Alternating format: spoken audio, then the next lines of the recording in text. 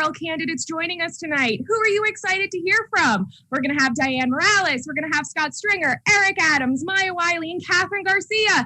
Drop in the chat who you're excited to hear from. I know I'm excited to hear from Diane Morales. She's a fellow defunder. We need to defund the police.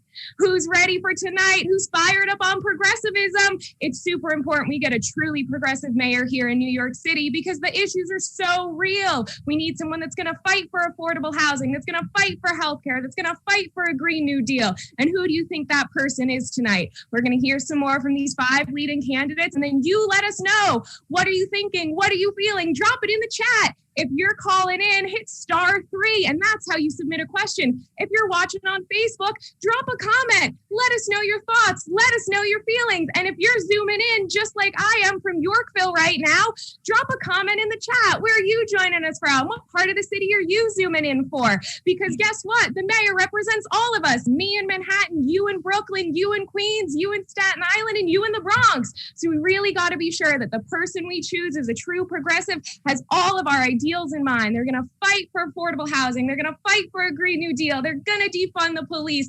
They're going to make sure that we have health care for all. So who are you excited to see? Let's see. Anyone popping in the chat? Let me know.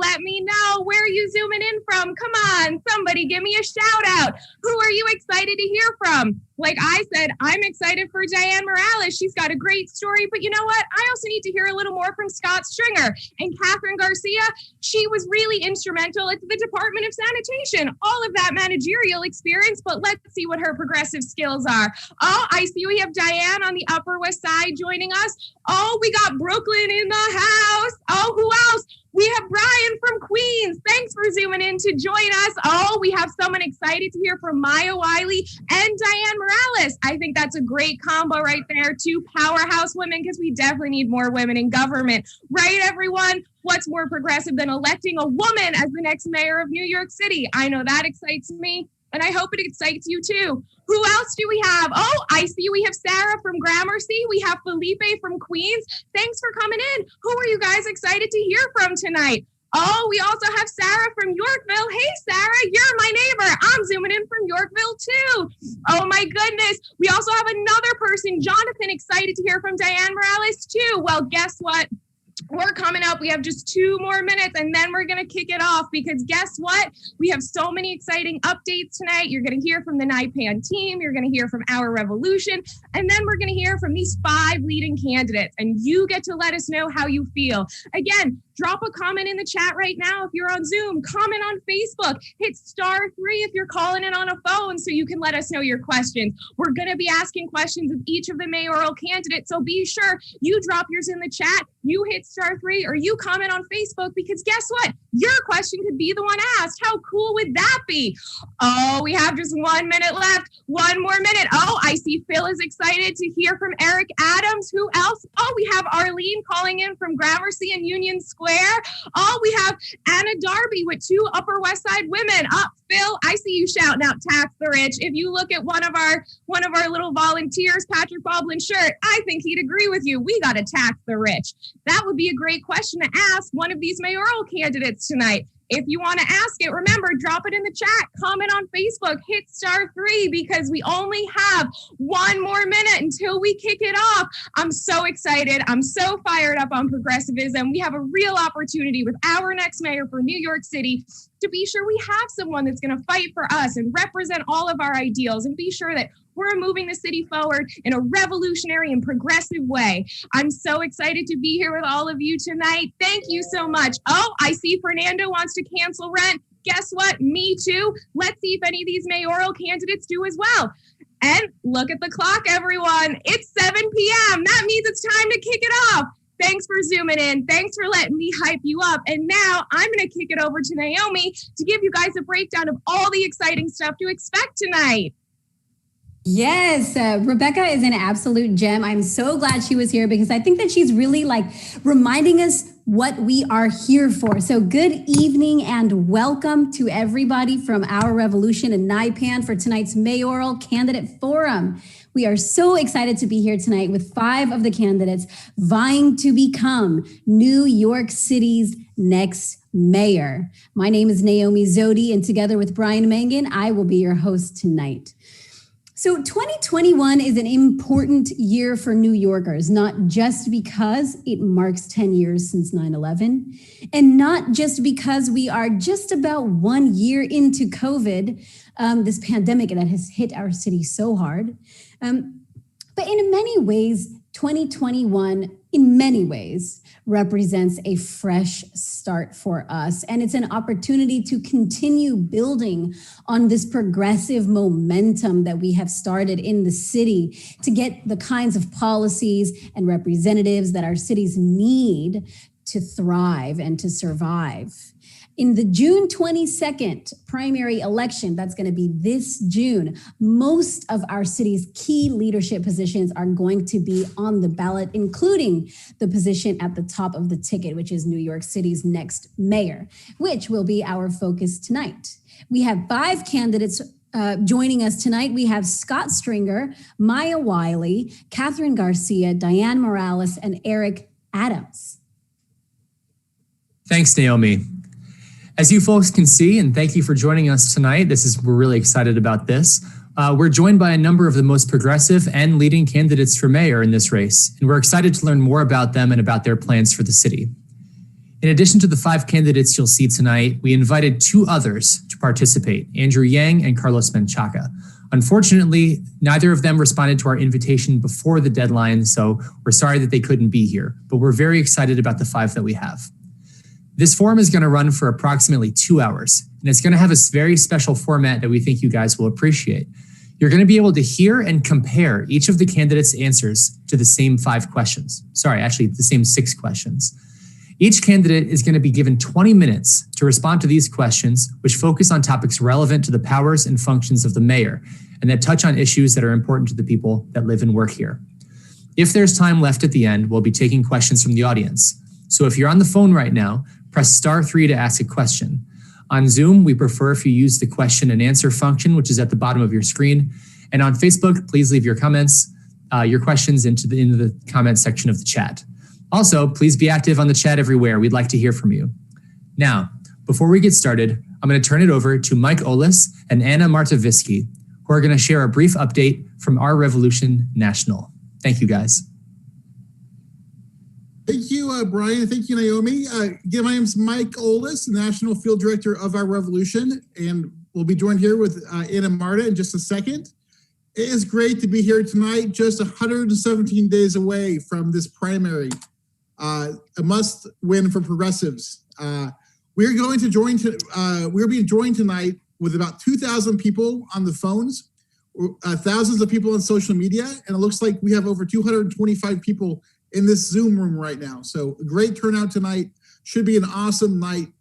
But just want to talk a little bit about Our Revolution and what's going on across the country. Our Revolution is committed to building long-term progressive power from coast to coast.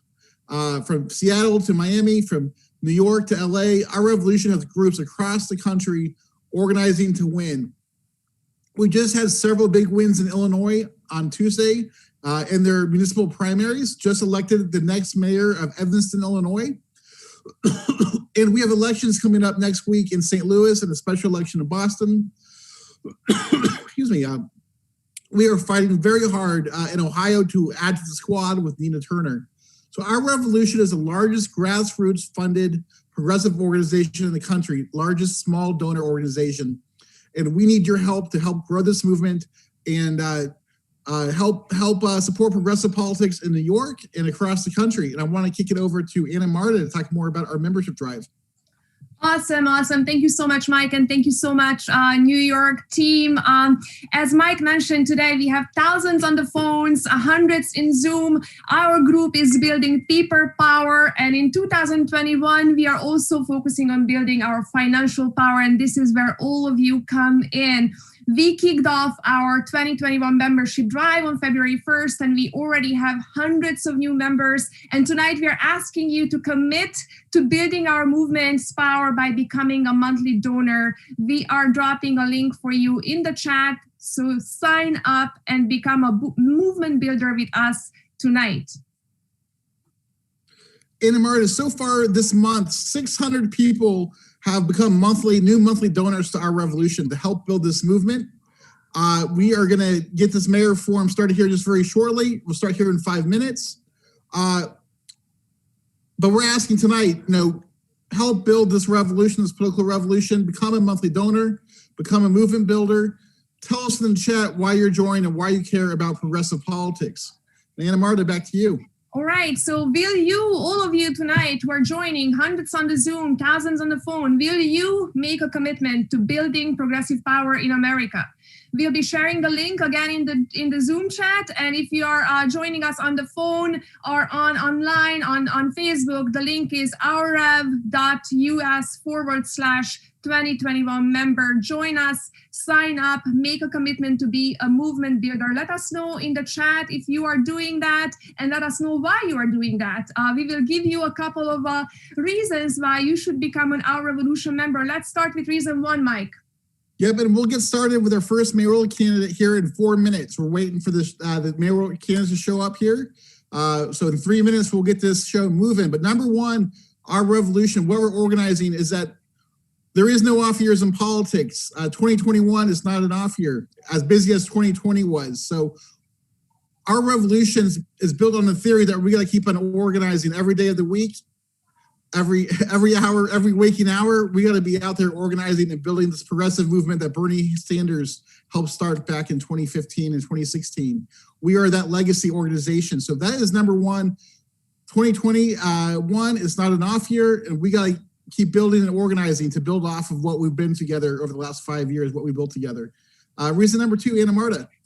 That's right, Mike. Reason number 2 is we are the only group truly fighting to make the Democratic Party a progressive party. So sustaining members support our ongoing work to elect our revolution activists to party leadership positions from coast to coast. We are countering the influence of corporate interest in our party. And here in New York City, we know just how important that is. So join us. The link is in the chat. Great. And number 3, I see a comment. Why are people yelling? I think we're just so excited about organizing this mayor's race. So we'll try to tone it down just a notch. But number 3, our revolution is expanding about what's possible in American politics. Just today, we were on Capitol Hill fighting for the $15 minimum wage. You can go to Rolling Stone and see our photo today. Our revolution is on Capitol Hill and in every community in America, the backbone of the progressive movement. And so we're fighting for the Fight for 15, Medicare for all, the Green New Deal. By organizing, we're making these things more and more realistic every day. Number 4, Anna Marta. All right, I'm taking it down a notch as well. Thank you for the feedback. We are fighting for change from the bottom up. Unlike groups that fundraise to support their DC and lobby operations, we are truly investing in building groups in every state and putting organizers like George, Brian, Naomi, Rebecca, and Patrick, and everyone who you see on the Zoom tonight.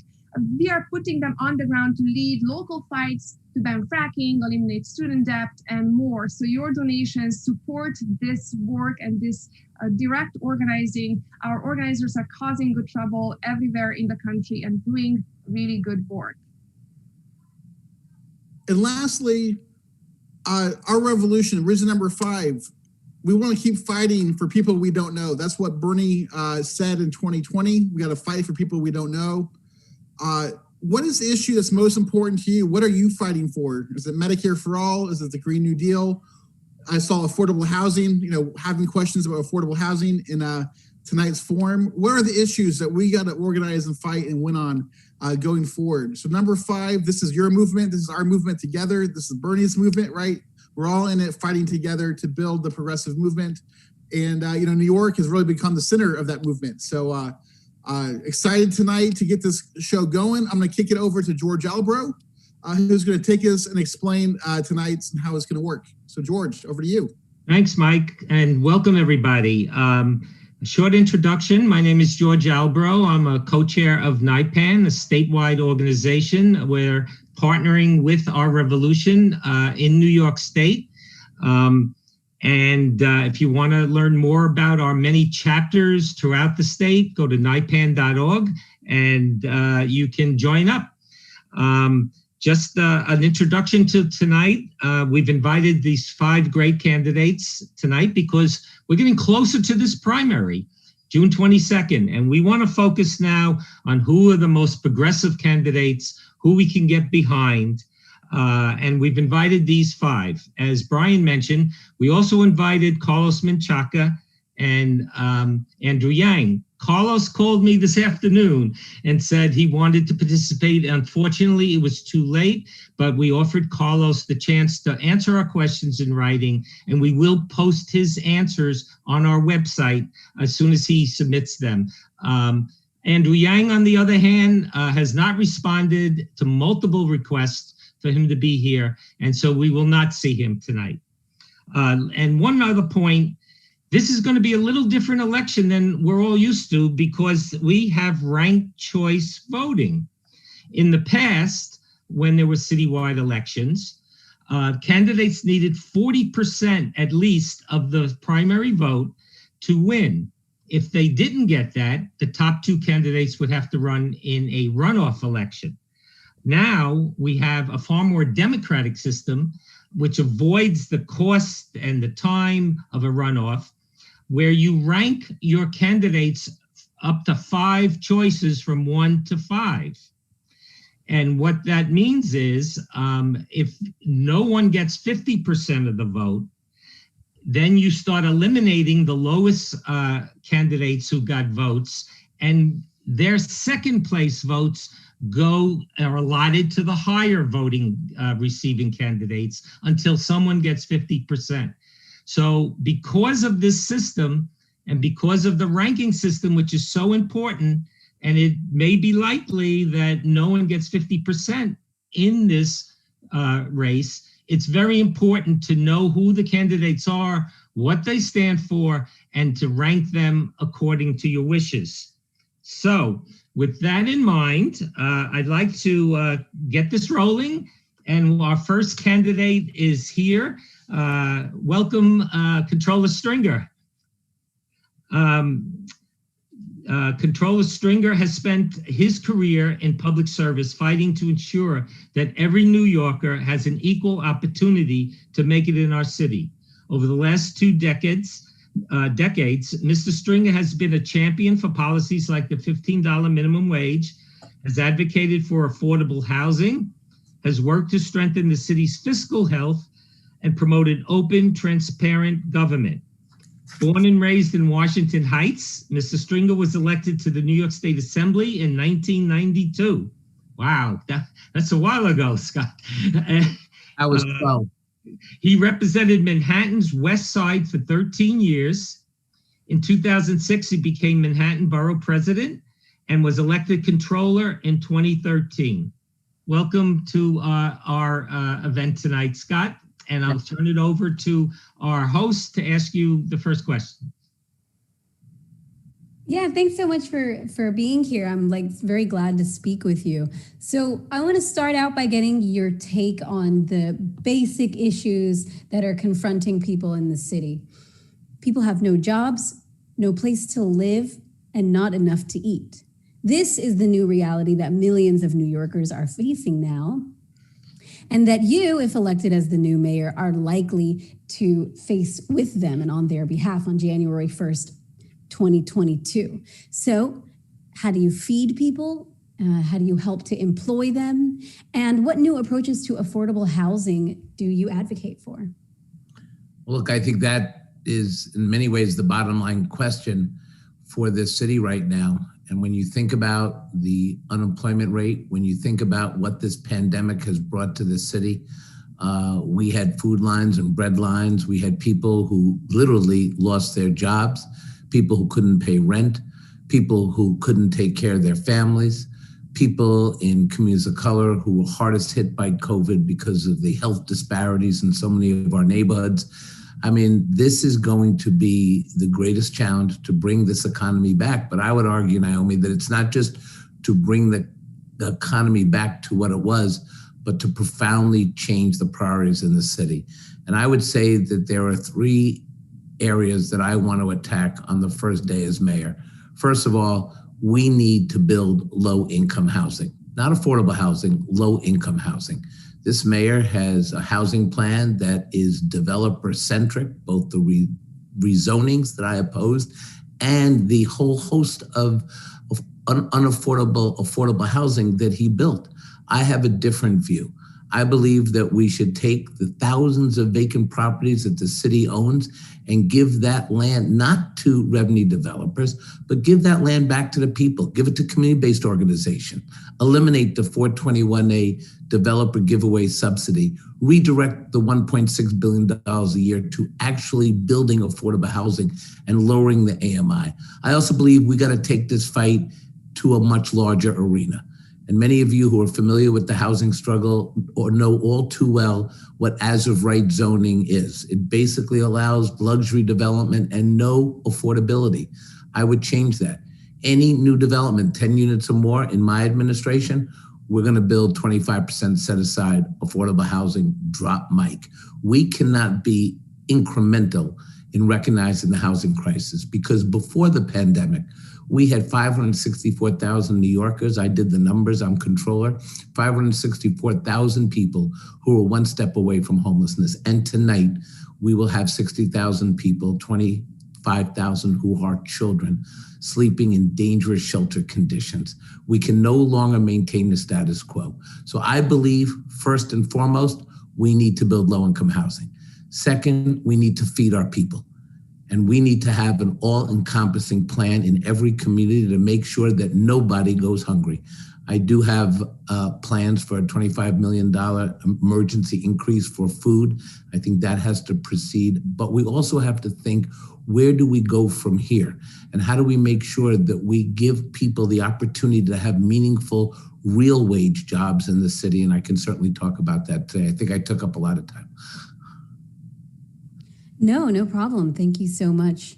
Well, okay, so we have, there's so many different things that we need to get done. So the next question is, how do we pay for those things? The federal government might be able to plug some of the city and state budget deficits in the coming year, potentially, avoiding a catastrophe in that sense.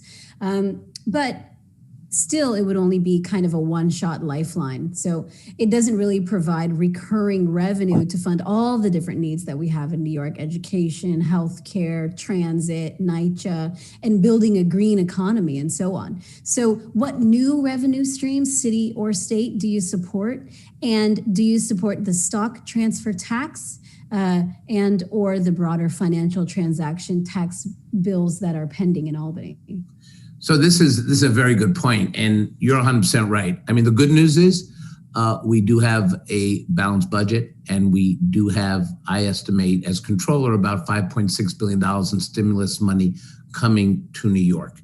That will put us in position to do some very big things, to invest in communities that have been especially hurt by COVID, to deal with some immediate issues of budgeting and healthcare and housing.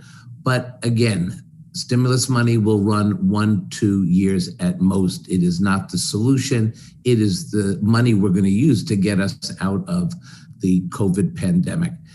But let's think differently about the kind of city we want and the kind of mayor I want to be. I have a plan to triple the number of kids in childcare, because we all know that the new paradigm for education is 0 to 3. That's where 80% of brain development occurs. I give Bill de Blasio great credit for pre-K, but we have to double down. I've developed a plan to end childcare deserts in the city. My plan would send 20,000 people, mostly women of color, back into the workforce if we didn't have this false choice of staying at home with the baby and getting back into the workforce. How to pay for it? Because it's a $600 million plan over 5 years. Capital money, expense money. Well, I'm working with Senator Jessica Ramos, one of my endorsers in this campaign. She's introduced legislation with Latrice Walker based on my NYC under 3 plan to raise the payroll taxes for the 5% biggest companies in the city. We got to pass that tax because that's how we begin our child care plan. And then there are progressive legislators in Albany, and you know I've supported all of them when no one else would, and they have a plethora of tax plans that would raise upwards to $50 billion in revenue, and then use that money to do the long-lasting change that we've all fought for. Many of you have spent a lifetime thinking about how we can give health care to all and Medicare for all and create a city like none other and a state. And I would use those tax-raised revenues to fundamentally change the trajectory of the city. The money would be used for my affordable housing plan. The money would be used for our child care plan. The money would be used to deal with issues of systemic racism and making sure that kids have the same opportunities in poor communities that rich kids, or I shouldn't say rich kids, or wealthy parents have. And the way to do that is to ask everybody to step up. And the value proposition you get by raising revenue in Albany and having progressive taxation is, I believe, everybody wins, because we want a city that is aspirational. Think about where we were in the housing fight when you think about NYCHA. NYCHA was aspirational housing. When I was growing up in Washington Heights, there was no difference between where I lived in a rent-stabilized building and Dyckman houses, or where we hung out in the schoolyard. And today, that's not true. You go to Ingersoll houses in Brooklyn, you see Ingersoll collapsing. That's right, literally collapsing this public housing development. But across the street, you see luxury development. We need $45 billion from the federal government and the state to change the lives of 400,000 people at NYCHA. How do I know this? I've done the audits. I did the more investigations in NYCHA than any controller in the past. I know where the boiler problems are, why the stairwells aren't fixed, why kids are being poisoned because of lead paint.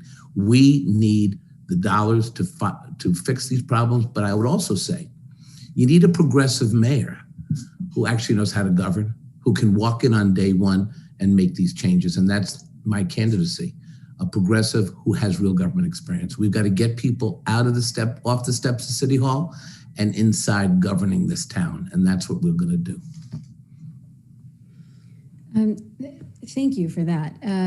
Okay, healthcare. Many of the 600,000 New Yorkers who lost their jobs in the past year have also lost their employer-sponsored health insurance and cannot afford to replace it. Do you support the New York Health Act bill that is building momentum in Albany? I do. I support the New York Health Act. Plus I also support Medicare for All. I'm proud that Gustavo Rivera, who is the sponsor of the bill, is my supporter for mayor because he knows where I am on the healthcare agenda. And look, for me, this is a little more personal. I lost my mom to COVID. She died in a Bronx hospital. And I remember talking to the doctor, and the doctor said, look, I'm sorry we lost your mom, 86 years old. She had pre-existing health conditions. She had lived a very strong life. She actually was one of the first women to get elected to the city council as a single parent long time ago. And I remember campaigning for her. But the doctor told me was what we all know, that the truth is COVID discriminated. It went after the people who had real pre-existing health conditions, who were Black and brown, 40 and 50-year-olds, people who never had a chance because government managed people's conditions. The government didn't solve these health problems in so many of our struggling communities. I will never want to be mayor and allow that to be the status quo. It's too painful. I grew up uptown. I've seen the devastating impact of divestment. I am not an armchair progressive. I am somebody who has been in the streets and seen firsthand the challenges we face. And a lot of this goes to Albany, and the city has to reset its Albany relationship. And let me just say how I think we can get things passed. We have our progressive legislators in the state Senate, the young people of color who beat the IDC. Many of you were in that fight. I was with you side by side in that fight when no one wanted to take a chance.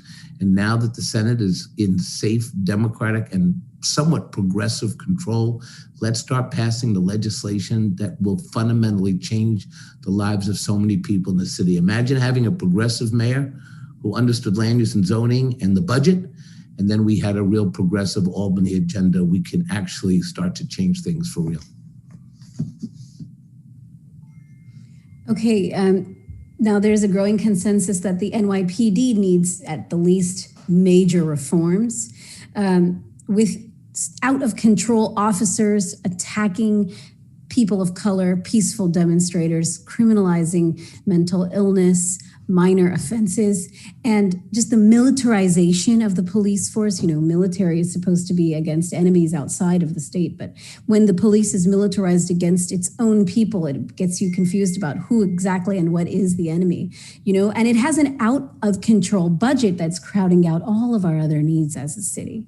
So what ideas do you have to tame what is perceived as an occupying force in so many of our communities? You know, I've been going to demonstrations since I was 12 years old. That's a long time. My cousin, Bella Abzug, former congresswoman who ran for mayor and one of the leaders of the feminist movement and the anti-war movement.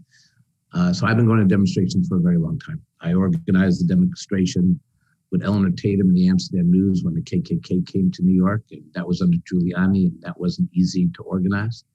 But I never felt more unsafe under this administration than I did during this summer, when innocent people who were protesting for Black lives were beaten with batons, when were attacked unmercifully.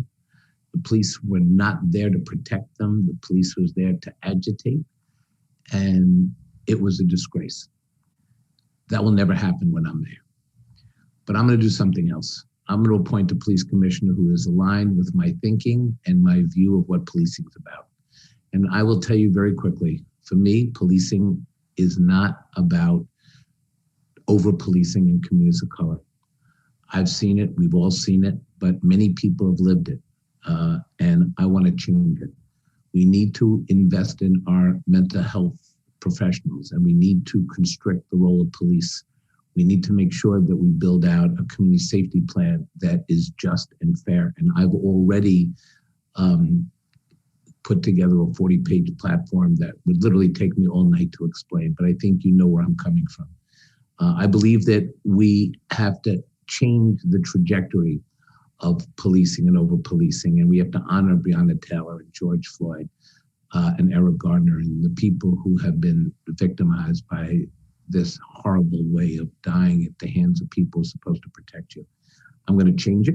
I'm going to change the investments we make. You know, when the fight at City Hall was going on about how much money to cut from the policing, you know, as controller, I was the first elected official to put pen to paper and looking at what some professors were looking at in numbers. And I said, let's cut the police budget and redirect that money to, you know, people who can work with kids and invest in our local communities. And I said, let's cut $1.1 billion over 4 years. Now, there are activists and advocates who say, let's cut more. I gave you the baseline. That was the jumpstart for what a lot of people are talking about. See, it's cutting, but it's investing in violence interrupters, in summer jobs, in the programs that kids need to be successful. And we've got to also make sure we invest in the parents and the grandparents. And that's why I care about workforce development, upskilling the workforce, creating real opportunities for jobs, making sure that as part of our community safety plan, we're investing in women and minority-owned businesses, which this city hasn't done and which I've championed. And that is where I'm coming from in terms of how we can keep our city safe. Thank you. So Governor Cuomo, he's in a pretty terrible mess right now. There's growing calls for his censure or resignation and legislation to end his emergency powers. What, if anything, should be done in just a minute or two? I think that we should end two emergency powers. One, the governor's emergency powers and the mayor's emergency powers. The mayor is also bypassing the scrutiny of the COVID contracts, and he has not been transparent in a lot of the decisions he's making. And I supported the emergency powers of a governor and a mayor at the height of the pandemic, but we are long past that. It's time to go back to democracy, scrutiny, transparency, and that's where I'm coming from. Thank you. I think we have a couple. of questions from the audience. Patrick, did you want to moderate that? Sure. Yeah. We have in the Q&A, we have questions about changing the petitioning practice. Someone says it is, Carol Ann says it is absurd, and how would you, that adds a second question. So basically they just want to know how you would help change the arcane petitioning practice, which, as some people may know on this call, there was a court case to potentially suspend it this year. You know, I supported the court case, and I commend Jemani Williams and Arthur Schwartz and so many people who went to court, but I support changing it to some way of having less interaction, of traditional public petitioning process. I mean, look, the good news is we've got a great campaign finance program, and we've got like hundreds and hundreds of candidates. And I just love the fact that so many people are running for office, and everyone is now jamming as to the new government in New York City, and we should encourage that. But we just got to be a little more careful here. And, this is a very dangerous practice. So we'll see what the court says. If we do have to petition, look, let's all agree that we don't challenge people's petitions. Let's agree that we try to help everyone get on the ballot. Usually, everyone's trying to throw everyone off the ballot. We got to put that petty politics aside. I've never tried to do that in any of the races I've run, but we do need to get everyone on the ballot quickly and get them home safely. It looks like we have time for one more, if that's okay with you, Comptroller Stringer. Sure. From Theo Chino, who I think you know, will you call out for the resignation of Pat Lynch from the PBA? I would ask this one myself too. Look, the PBA and I don't see eye to eye. I have been a critic of the PBA, and they've been a critic of me. I try not to get into, who should resign, because you get one to resign and sometimes you just get another in its place. I think what we have to focus on is not window dressing, but rather how we make fundamental change to policing, how we take back the police department, how we invest in the programs that are being now used around the country. And this police department and this mayor have fallen so far behind in terms of what is possible to create a fair and a fair and just city. Let me also say, in terms of criminal justice, we have to go beyond simply policing, but look at the criminal justice system. I've worked with Senator Julio Salazar and Assemblywoman Yulene New to eliminate fines and fees along the way when people are in prison. Families are being put even further into poverty. People coming out of jail have this debt because of the fines we give people. So it's almost as if we are criminalizing poverty to a tremendous degree. The only people in my reports I've shown, the only people who are getting over on this system are the bail bondsmen who are making $10 million a year. So as part of policing, I do want to make a plug that we have to look at the prison system and the work that we can do. And I'm proud that Senator Salazar and Assemblymember New have worked with me on a lot of these issues.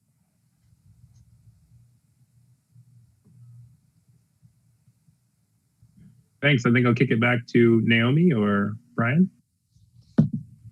Thank you. Thank you so much, Scott. And I think that we are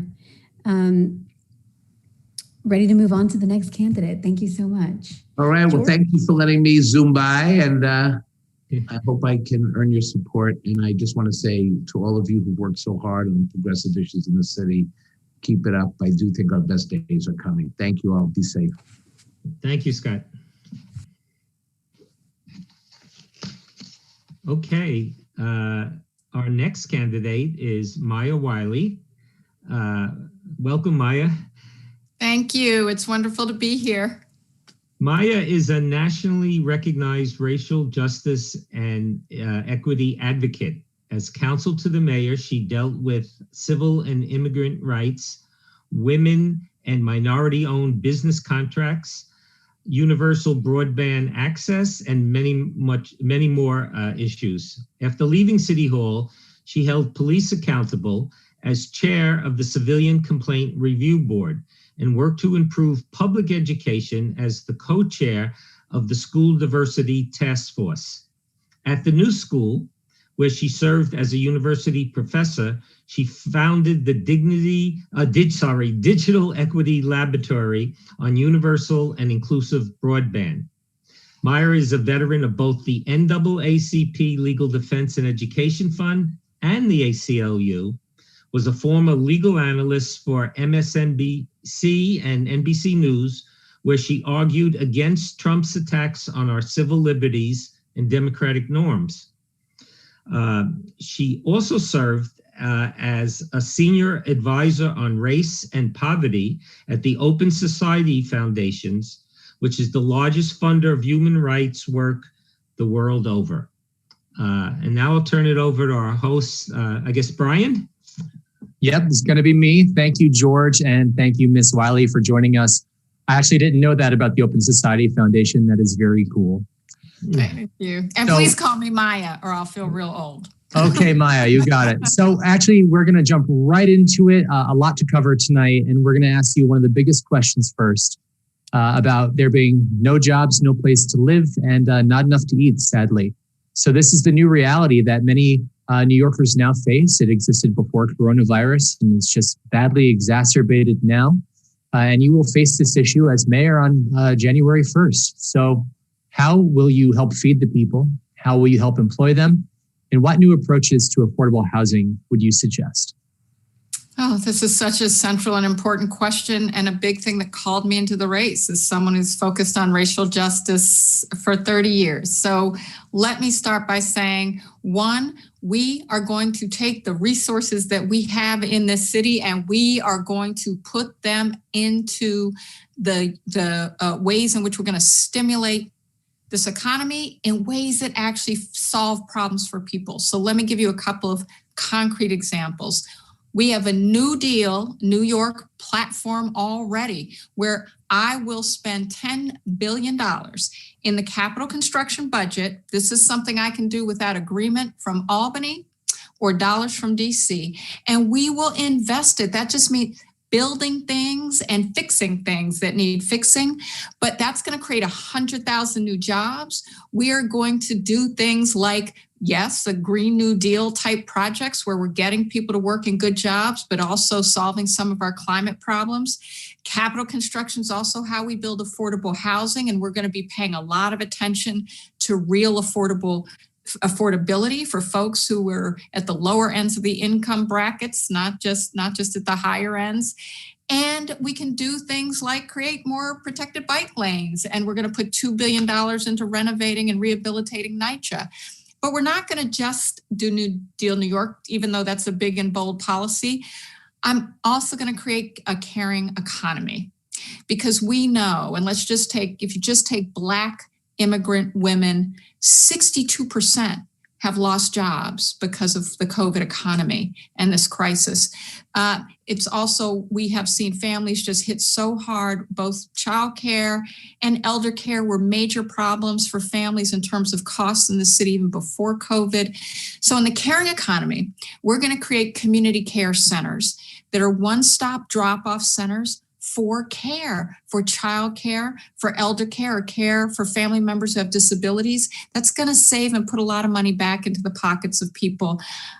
We're also going to do something even that I'm really proud of, which is we're going to create a grant program where we're going to put $5,000 directly in the pockets of people, starting with 100,000 of our neediest families that, frankly, can't make ends meet and are often either giving up wages to care for family members or simply unable to care for them because they can't afford to give up the wages.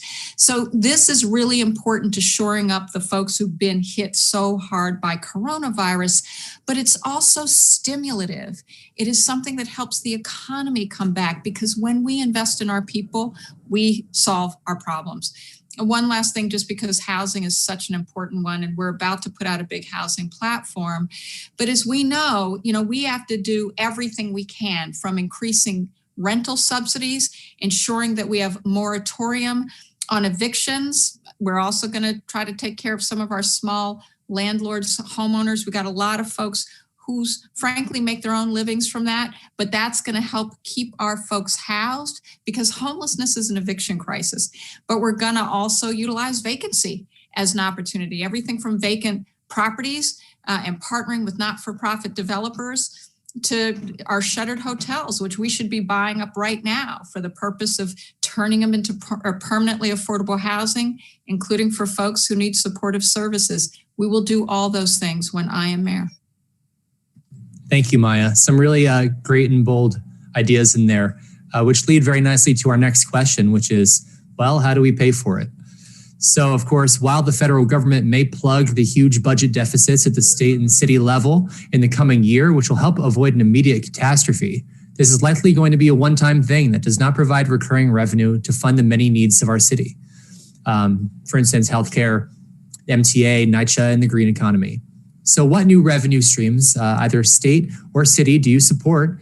And do you support the stock transfer tax or the broader financial transaction tax bills pending in Albany? Yeah, look, I'm very proud to be the first candidate in this race to state clearly and publicly and unequivocally that I support Invest in New York. I do. And that includes and also stock transfer. Look, we've got the opportunity to bring more revenue into the city because we have so many people who can afford to bring what they have to the table, and that should include those who have resources. We have lots of folks who contribute every day and in every way in the city. And I've talked to lots of wealthy people, by the way, who says, yeah, Maya, I love this city. I'm not going anywhere. So I don't want to hear anymore about we'll lose all our wealthy, because the truth is, and we know this going to get a little wonky on you, I can't help it, but research even shows that wealthy people move around a lot. That is true, but they don't move out. They keep their permanent residence, and they've chose New York City because it's a great and wonderful place to live. It was never cheap. And unfortunately, what we have to do is focus on it being more affordable for more folks. So that's what I'll do. But I'll also say this, because my plans, every single one that I just mentioned, from New Deal New York to a caring economy and community care centers and care grants, I have said exactly how I'll pay for it. Some of that is, yes, capital construction is borrowing. It's smart borrowing. But secondly, I have said explicitly that for caring economy, I will be cutting the cadet classes for the NYPD and savings that we're going to get from corrections because we're going to stop criminalizing poverty. We're going to close Rikers. And that is also going to help us pay for those things. And I have one other policy proposal I didn't talk about, but that I care deeply about, which is gun violence prevention. And in that, we're going to create a participatory justice fund, which is going to put dollars in the hands of communities hard hit by gun violence to decide what helps prevent it, like crisis intervention, like mental health services, like more summer youth employment. They get to choose because our community members are our experts. And I will take $18 million straight out of the NYPD budget to pay for it. We've got to have the recognition that when we invest in people, that's what does more than recover us. It also helps us reimagine the city so we can all be here with dignity. And that's why I'm running. Thank you. All right, so the next question is going to be about healthcare, which obviously very important right now, as always. But many of the 600,000 New Yorkers who lost their jobs in the last year have also lost their employer-sponsored healthcare along with it and can't afford to replace it. So specifically, do you support the New York Health Act bill that is pending in Albany, and what else will you do to help bridge the gap? Yeah, I care deeply about this, as I think we all do. First, let me just say, as a civil rights lawyer, my earliest parts of my career were on access to health care, sued to keep maternal and child care beds in Harlem, went and lobbied on healthcare reform in Washington even. And this is something that is critically important for all the reasons that you've said. So I'm a big supporter of single payer healthcare and absolutely support a universal insurance program. So this is an extremely important legislation that's being proposed in Albany. Definitely we need to work on the details to just make sure everybody is paying fairly their share, right? We don't want this to become some folks who have more resources don't have to pay their fair share on. But this is also really important to recognize is that in New York City, even before the pandemic, we had 600,000 people without health insurance. And one of the things that I am going to do, and I'm working with experts right now on this, is use the bargaining power of city government. City government has 1.25 million people that it provides health insurance for. And some of our private unions have demonstrated how they can bring costs down. We can create collaboratives, bring those costs down, and use that as a way to actually create an insurance program at the city level.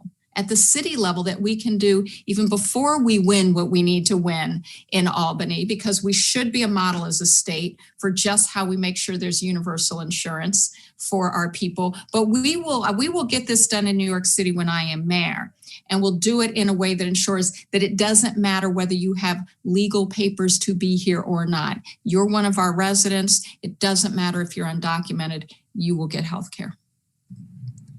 That is a truly wild number when it comes to city employees. But I'm sorry, just specifically, did you say that you support the New York Health Act as written? Yeah, well, look, I want to make sure the details, it works the way we all intended to. I'm a big supporter of single payer health care. So I am really excited about the act and looking forward to working to ensure it works exactly how we need it to. So it works for all our folks. Thank you. Now, you actually anticipated part of the next question as well, the pattern, but there is a growing consensus with regard to police misconduct that the New York City Police Department requires major reforms. We have officers attacking peaceful protesters and people of color on the streets, criminalizing mental illness and minor offenses. We've seen the shocking militarization of the police force. And the budget, obviously, crowding out other needs, which expanded by more than $1 billion under Mayor de Blasio. So what ideas do you have to tame what is perceived sometimes as an occupying force in our community? Well, look, as I've said, I'm going to cut the size of the force because we're going to use those dollars to invest in community care centers and families being able to care for their family members. Take that money for gun violence prevention, ensure we have participatory budgeting for violence prevention in communities that have high rates of violence. We are also going to do a top to bottom audit because we already know we're also spending. It's not just what the police department spends, it's also the fact that this city, over a 3-year period, we spent $1 billion in settlements and payouts because of police negligence and misconduct. You know, that's something that we can't it's both not moral, but we also can't afford that.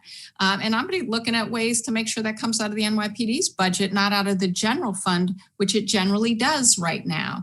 So what I will say is we're going to do a top to bottom transformation. We're going to have demilitarization, absolutely, as we saw the Black Lives Matter activist in his apartment, because 2 months earlier he had used a bullhorn at a demonstration, and we had 24 riot-geared police officers, helicopters overhead for his arrest without a warrant. Yeah, no, we're not going to have that anymore. Thanks. And, it's a question that's close to home because I'm sure there's plenty of people on this call who have dealt with that personally over the last year. So next question is about the governor, who finds himself in hot water for a number of different reasons right now. The nursing home scandal, some personal scandal with involving staffers, and people are calling for censure and legislation to end his emergency powers. Where would you stand on that as mayor? Emergency powers should be ended. I frankly, just as a civil liberties attorney, I was a bit shocked at the sweeping nature of the emergency powers in the first place. It was an emergency. There were probably some things that needed to be able to happen quickly, but I certainly don't see any reason why they should continue. Secondly, in terms of what we've seen, and that this includes the nursing home, but also more recently about these allegations of sexual harassment and misconduct. I've already put out a statement. We need investigations on both. There needs to be full transparency. We can't have trust in government if everyone in government, including the governor, is not held accountable to what their actions have been. And look, if there's no wrongdoing, there's no action to take on nursing homes other than to fix the problem that shouldn't have happened in the first place, but it should be fully investigated and transparent. And I've been very clear there has to be an investigation of these sexual harassment allegations, the governor has to be investigated. It must be investigations that also include other staff members in terms of the behaviors that have been so disturbing that we have heard, and there appears to be evidence. So this is not something that's about griping. It doesn't matter who you are in government. You cannot be above the law, and you certainly can't abuse your power of office. So it must be investigated. It must be publicly disclosed, the results of the investigation, and there must be accountability for any wrongdoing. Believe women. Thank you. One final question. So one of the other candidates for mayor has landed a number of coveted endorsements from leading progressives such as Congressman Jamal Bowman and Senator Julia Salazar. We know that you also have an impressive slate of endorsements. So tell us why you're the leading progressive in this race. Okay, I'm the leading progressive in this race as someone who's never been a politician, who isn't running for power, but is running for people, because I grew up in a civil rights household. I grew up with parents who gave up so much that they had to dedicate it to both the movement and at the forefront of the economic justice movement. I never thought I'd run for public office before. I've spent my entire career trying to make change in this country that is progressive, that holds people of color, women, people who are poor at the center, and does it in a way that does not blink or shy away. And I'm running with the proudly endorsed by 1199 SEIU, because that's what I stand for. And with incredible leaders from Senator Mike Gianaris to Michael Blake to Helen Rosenthal and Steve Levin, and now Khalil Anderson, the youngest person to be elected to the assembly. And I'm proud for what other endorsements will come. But the bottom line is, what I'm most proud of is that people who are frontline workers, who are essential, who put their lives at risk every single day, some of whom who make $15 an hour and stand in a food pantry line twice a week despite their hard work, that those folks are the folks that say, we want you, because I am the candidate that's going to serve them, because I feel them. Thank you, Maya. It's been very nice to meet you. Do you have time for a question or two from the chat? The people are very excited. Absolutely. I welcome it. Okay. Naomi? Excellent. Thank you so much. So I will moderate a couple of questions from the chat. Let's see. There's a bunch of really good ones. I'm going to go to one from the phones. Okay, so the thing is, there's a lot of landlords, you talked about this a little bit, but a lot of landlords who are just simply not going to see all of their money. People are not going to have the back rent when the moratorium ends. What do we do about this? We do rent subsidies. We got to get people, people have to be able to stay in their apartments, because the homeless crisis is an eviction crisis, and we need to understand it that way. So look, I've been very clear that I will take just the 251 million we already know is coming from relief packages and make sure that we are continuing to keep people in their homes. But we're not going to stop there. We have to increase the subsidy structure. We have to make sure the subsidies are real in terms of making sure that folks who are homeless can actually rent an apartment. We're going to work on more affordability, of course, as I've already said, for people who are low income. But look, we're not going to stop. We're going to continue to make sure we're investing in New Yorkers, and that does mean rent subsidy, because in this crisis, because we have 400,000 people potentially at risk of eviction because of this COVID crisis. 200,000 were at risk before COVID. That's before COVID. So this is not something that is theoretical, but it also can't be tolerated. And we will also put more money into legal services, because it has been so effective at helping folks also stay in their homes. And that's what we'll do. Okay, so I'm going to ask you now about something we haven't really talked about yet, and that's the standardized testing in New York City schools. It's so high stakes, and it determines so much about a child's trajectory. What do we do about that? Look, I'm not a proponent of high stakes testing. I was really proud to co-chair the School Diversity Advisory Group with Hazel Dukes and Jose Calderon, and 42 stakeholders, everything from, students who are in Integrate NYC and in Teens Take Charge, to parents, to teachers, to principals, and we all agreed that in our recommendations, we said, look, no more discriminatory admissions practices. We got to recognize that all our kids are exceptional. And every single kid deserves the investments to find their gifts and talents because every single child has them. And we have to transform our assessment model so that we're assessing what kids learn, not simply testing for resources, because that's essentially what we're doing right now. What we saw with the kindergarten gifted and talented test was nothing more than testing what resources parents had to put into test prep for 4-year-olds. And we continue that pattern through the system. And what we need to do is recognize that it's not working for us and that what we have to do is change it. So I stand by our recommendations in the group, but I also say that in the time of COVID, we've seen that we must radically transform how we're thinking about delivering our education so that it's working for all our children. Because right now, as we know, that's everything from internet access to making sure we have things like arts and music to recognizing that our kids need trauma-informed care because they're traumatized. All of those things should be at resources that are available to every last one of our kids. And that's what I'm going to work on.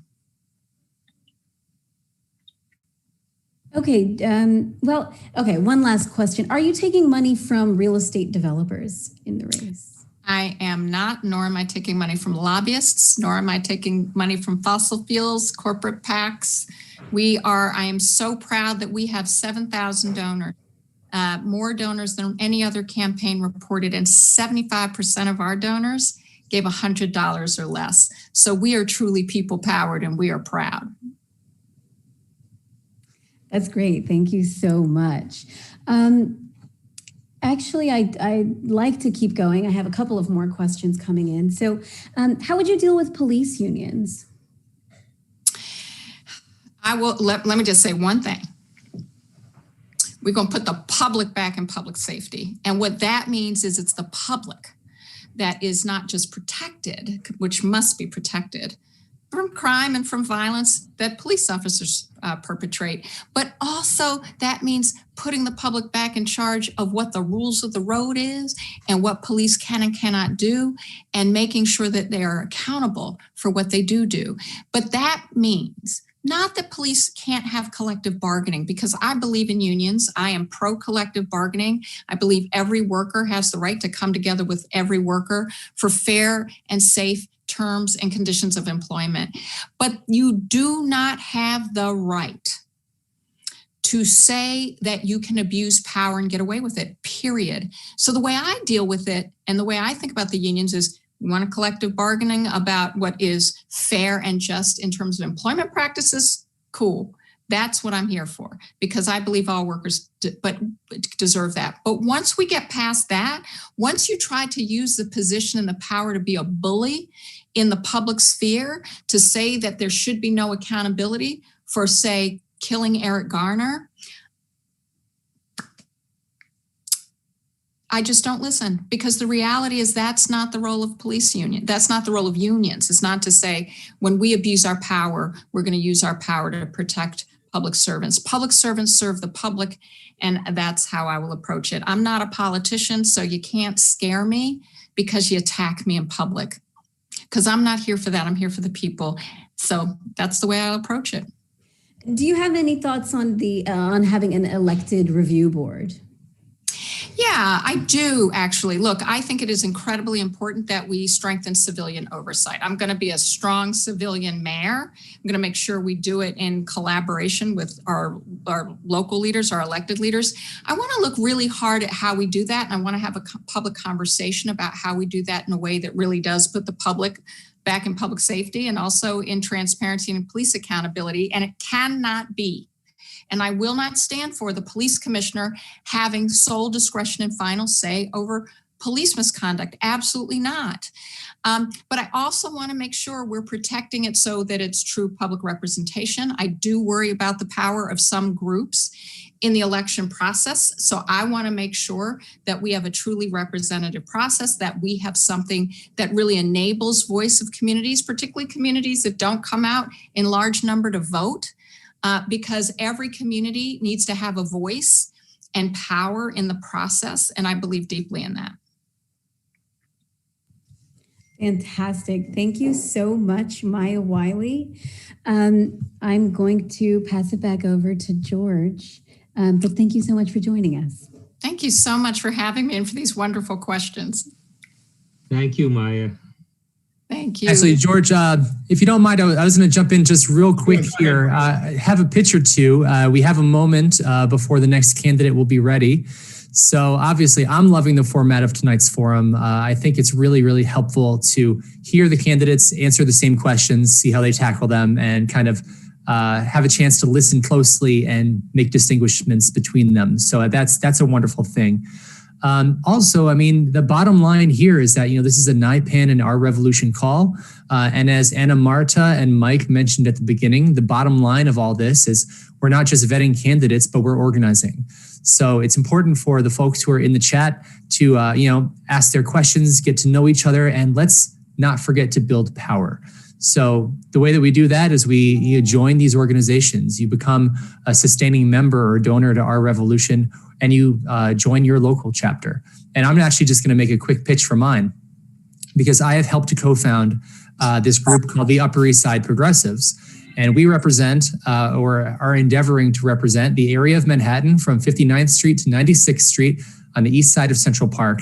And I'm going to be dropping in the chat a link to our Twitter feed and our sign-up form. So if you live on the Upper East Side or anywhere near the Upper East Side and you would like to join us, know more about us, we actually have a very exciting City Council District 5 endorsement meeting taking place in the next month or so.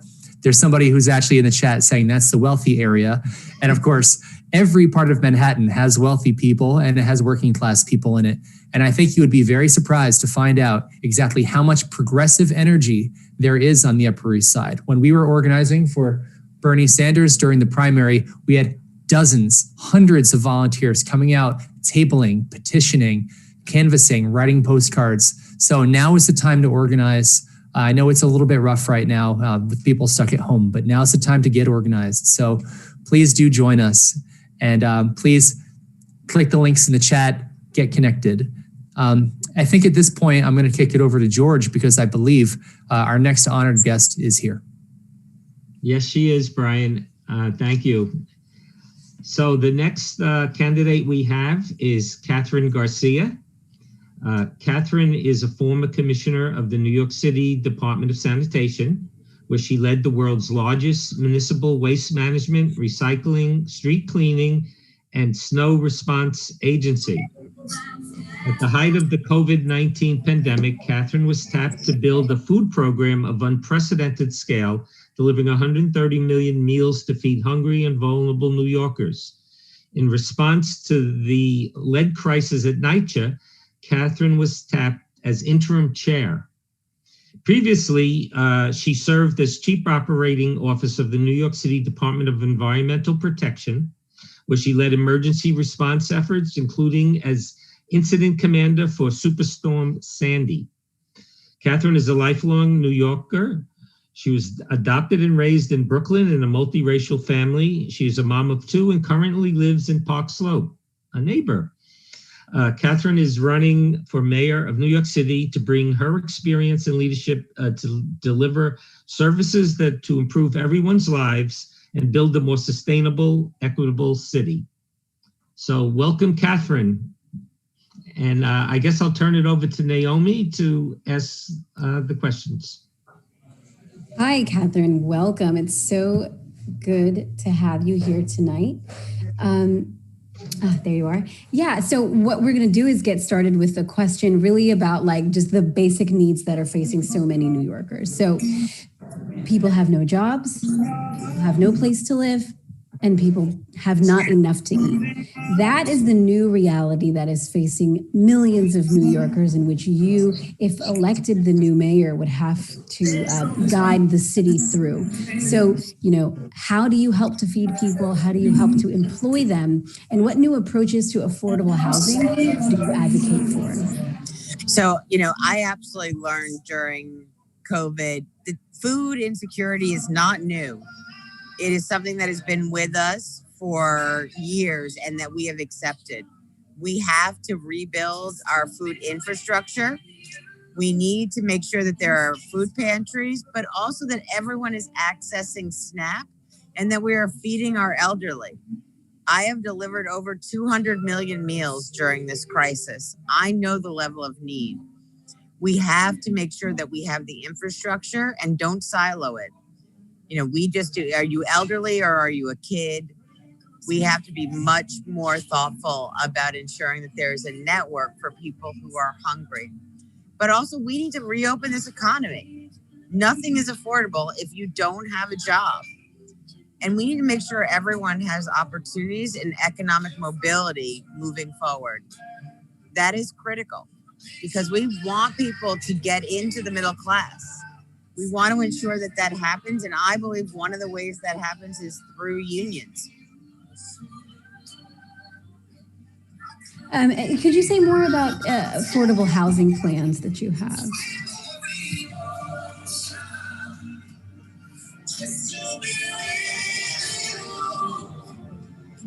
I'm sorry, I can't hear you. Could you talk more about your plans for affordable housing?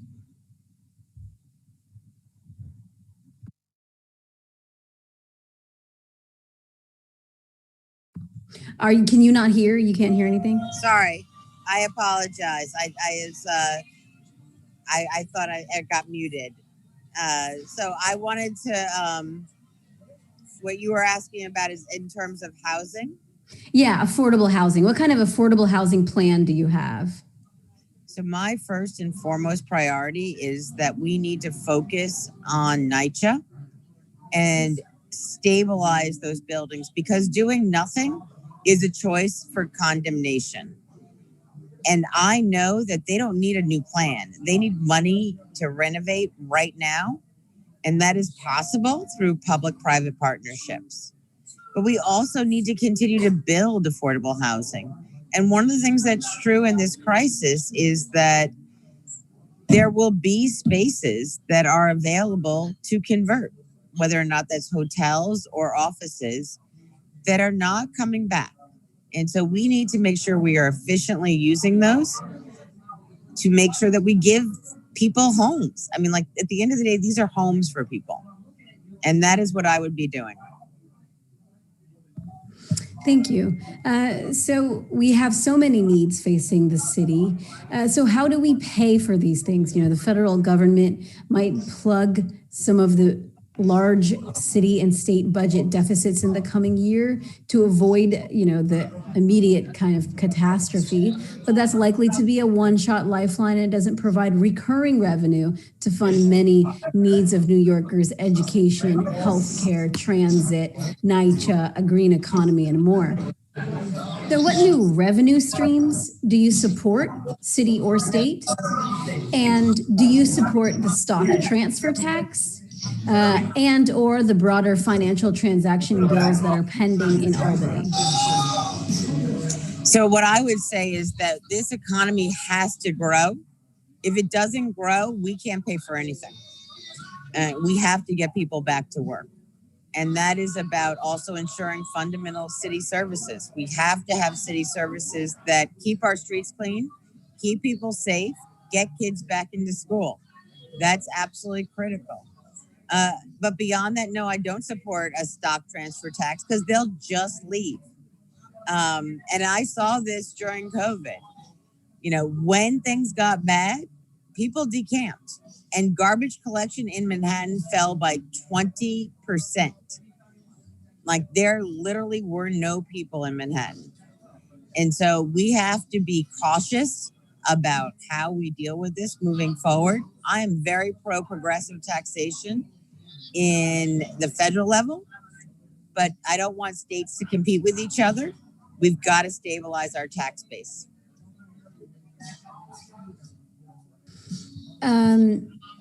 So you were saying people will leave New York, not related to the pandemic, but related to taxation. Oh, no, I think people will leave New York because New York is not what it was. We have to bring back art, culture, restaurants.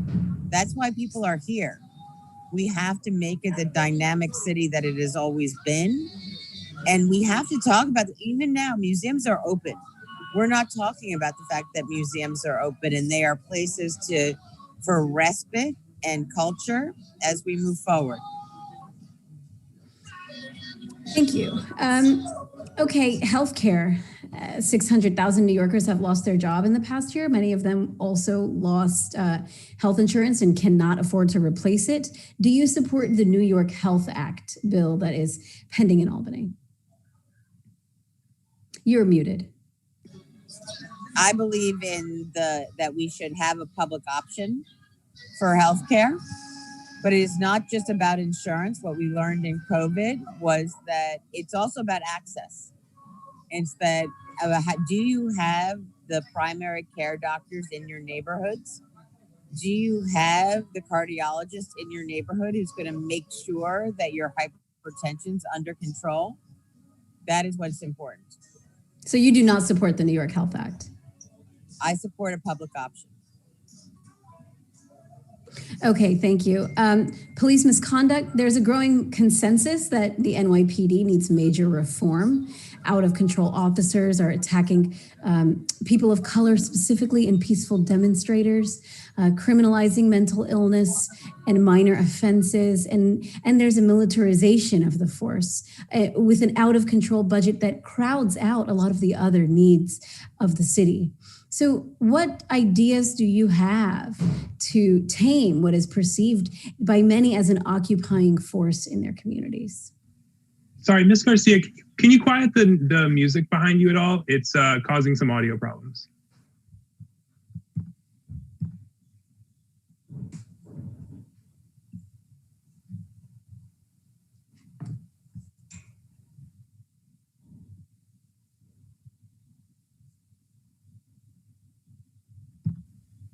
Have we lost her?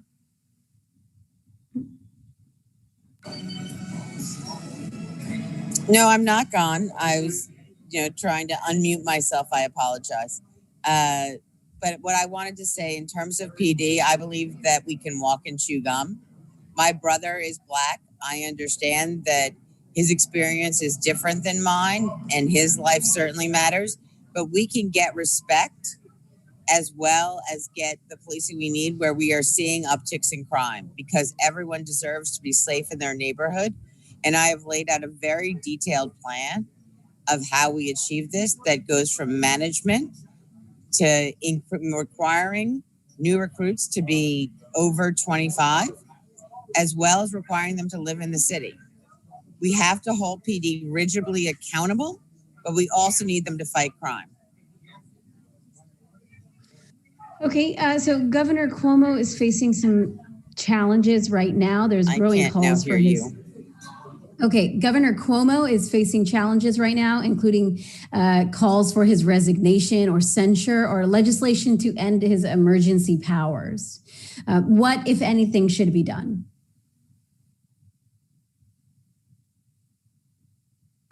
I honestly couldn't hear you. Okay.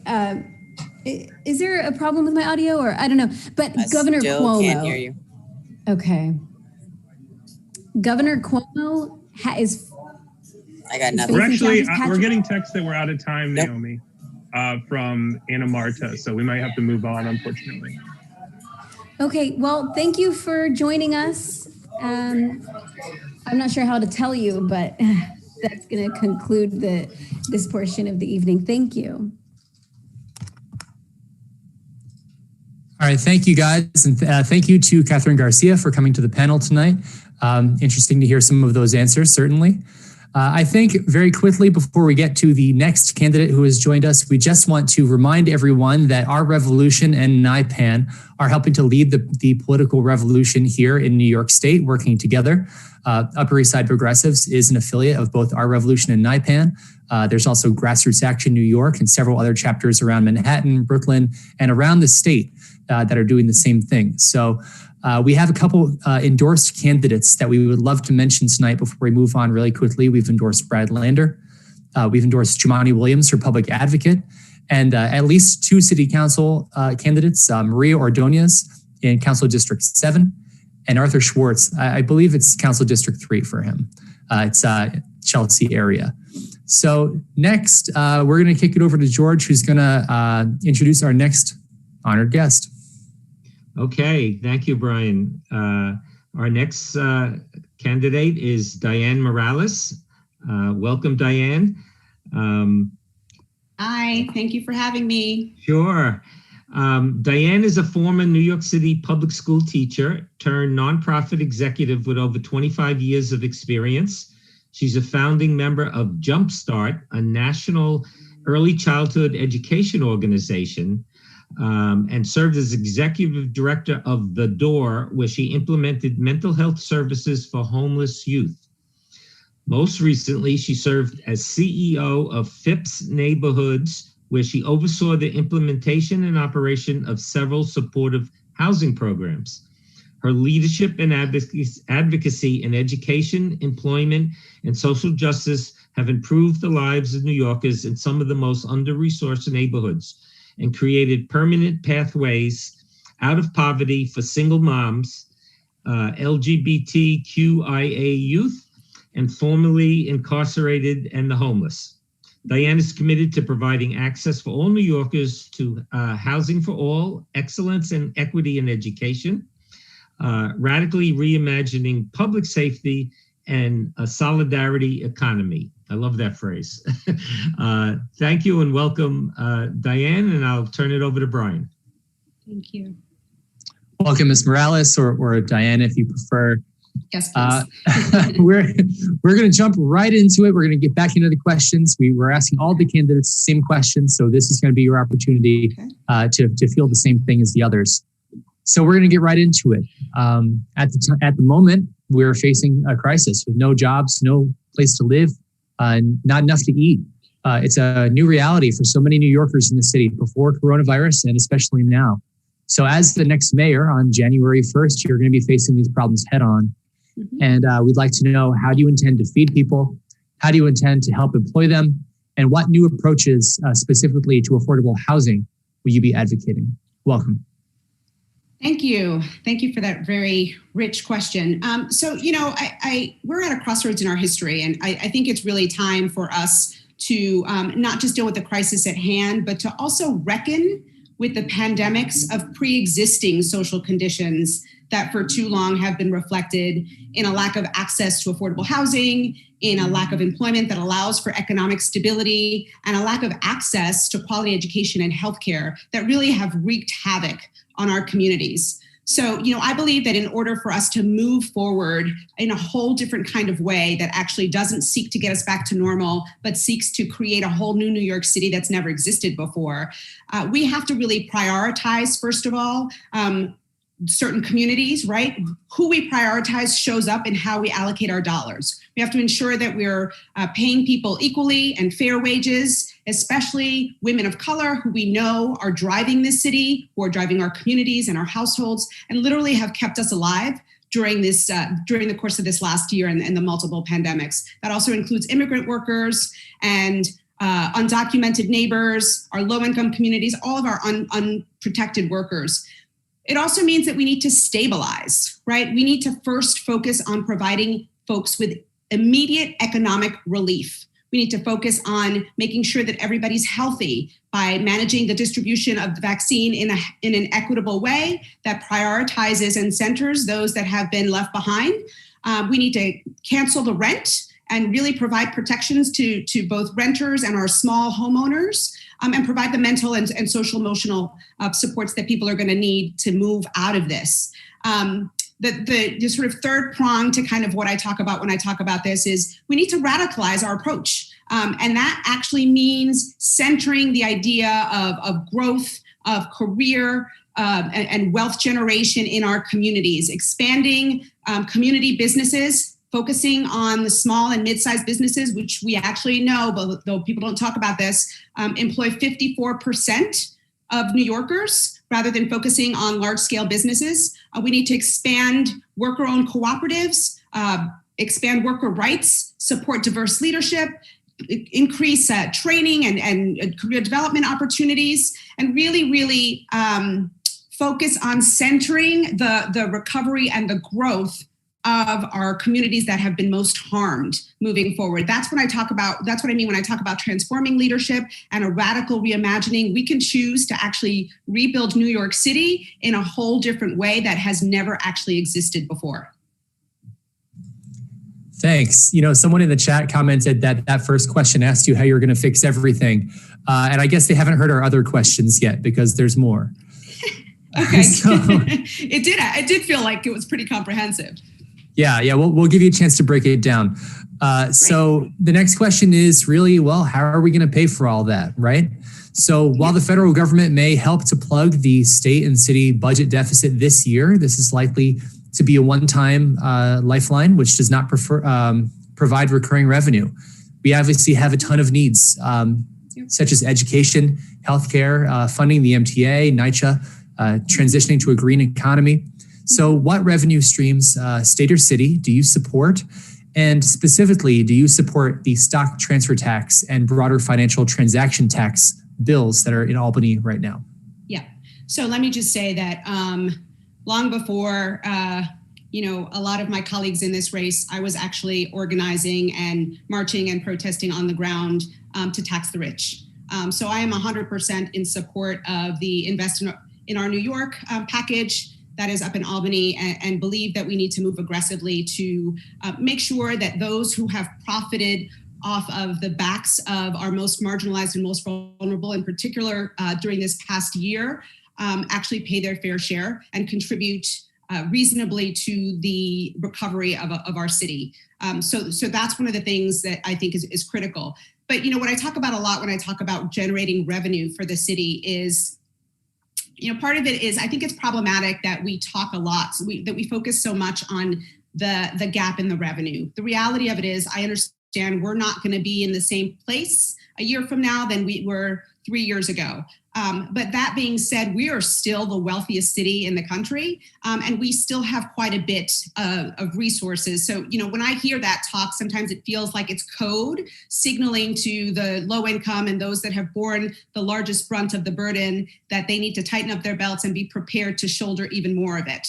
The reality is that we have resources, and we need to prioritize how we allocate those resources in such a way that we are elevating and prioritizing our low-income Black and Brown communities. So I would also look at, I've talked about and called for defunding the police, divesting in policing and investing in communities. I think there are lots of other things that we could look at in the budget that we have control over, in addition to what I talked about before in terms of taxing the rich and applying pressure on Albany. I also think that we could be looking at a land value tax and adding that. I think that one of the things we should be looking at is how we tax large international corporations that are really not paying their employees living wages, right?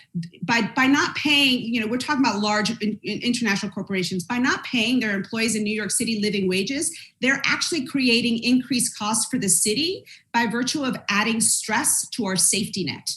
So they should in fact be paying to support those employees. If they're not going to pay them as in terms of wages, they should be paying them on the back end and supporting them that way.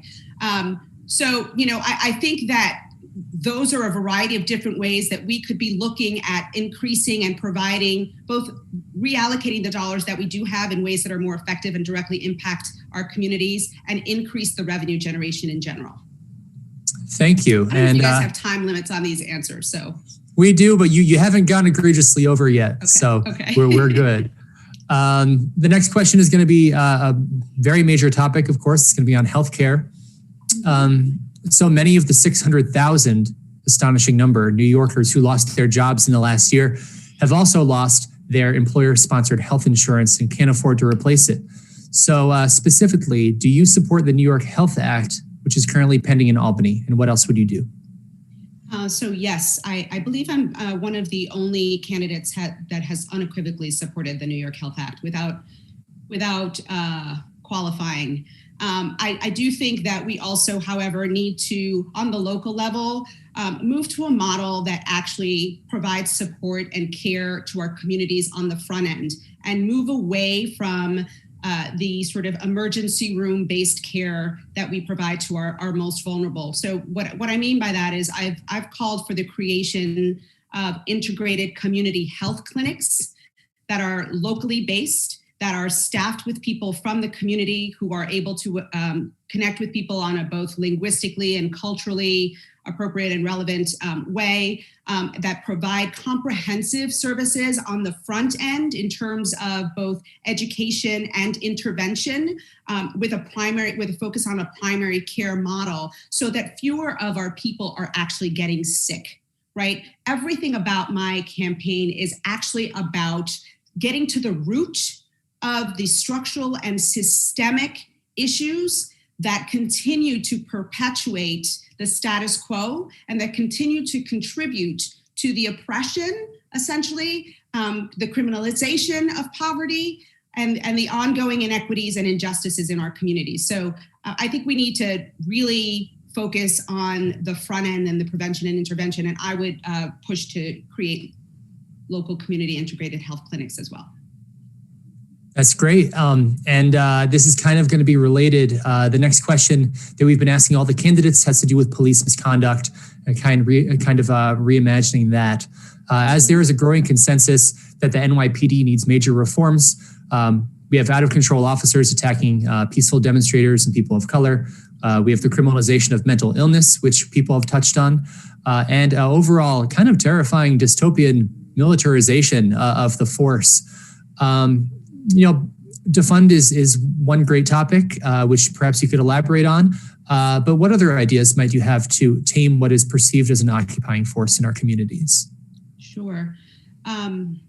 So I was the first candidate to call for defunding the police. And I have directly been impacted. I have witnessed as my children were both pepper sprayed by the police, and then as my son was assaulted by police in riot gear. So, the call to defund is a very personal one to me. I think we need to, completely move away from the militarized police force that we have in place right now in New York City. I've called for defunding by $3 billion. That is not insignificant. I think we need to reclaim and redefine the definition of public safety. For too long, public safety and policing have been equated. And the reality of it is that we know that when you all think about the safest communities that you've ever had the luxury of experiencing, those are not communities that in your mind's eye you see as being heavily policed. And so, in fact, they are communities that tend to be rich in resources and services and options and programs. And so that's what we need to actually move towards in order to create safer communities. As for those police officers that would remain after that defunding, I think it is important to move to a system of accountability, move towards an elected board of people, of community members who are able to assess egregious behaviors and instances of discipline, move towards the creation of an independent office of investigation that is not, one day relying on police to provide evidence for one case, and then the next day trying to hold those very same police officers accountable for their egregious behavior.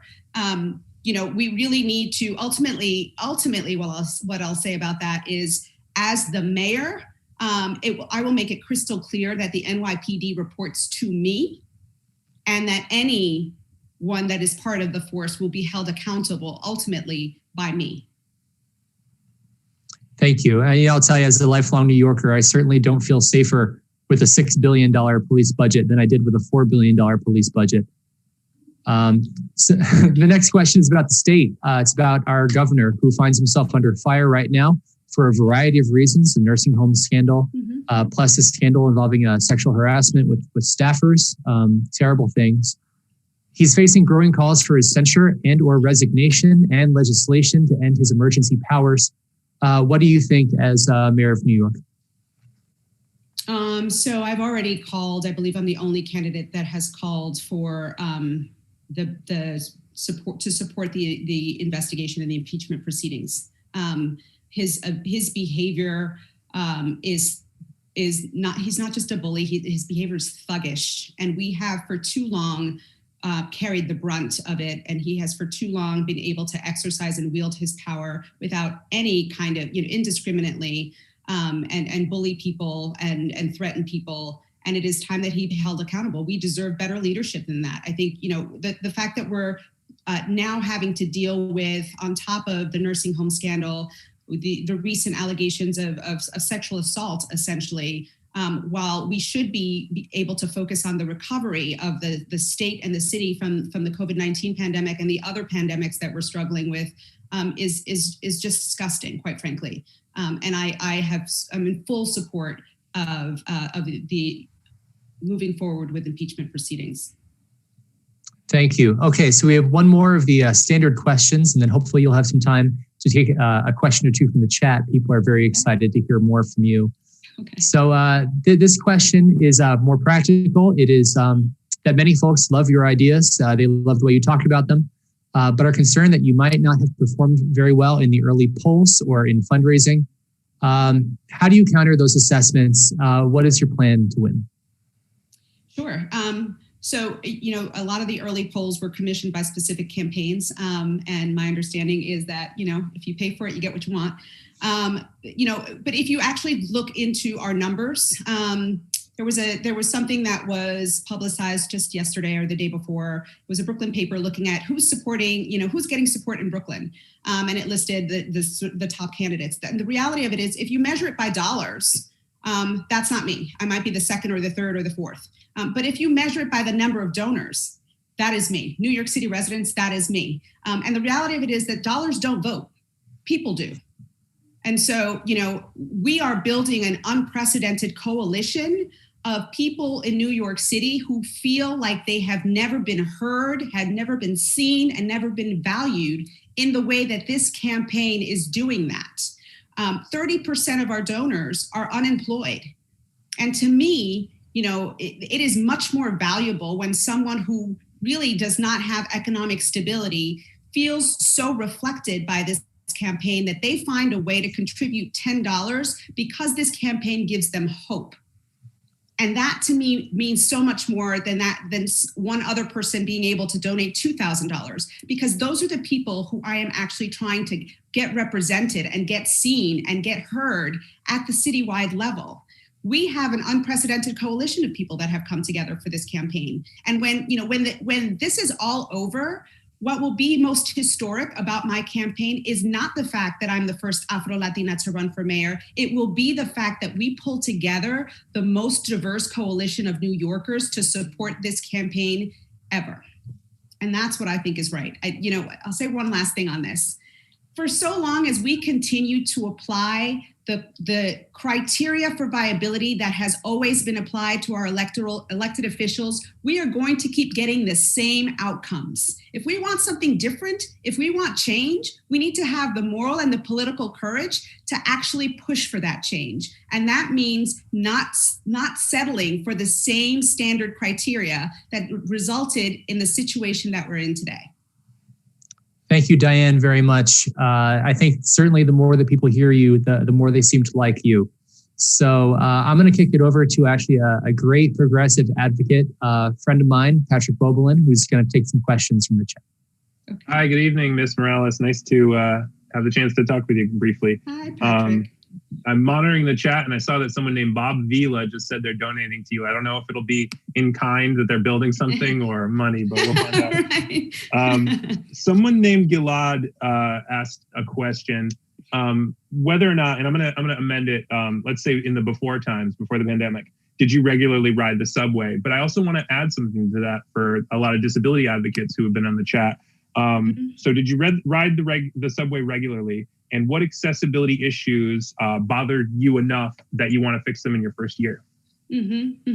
So I didn't ride. I rode the subway occasionally before. I will tell you why, though. I was working at an organization in the South Bronx with over 20 sites.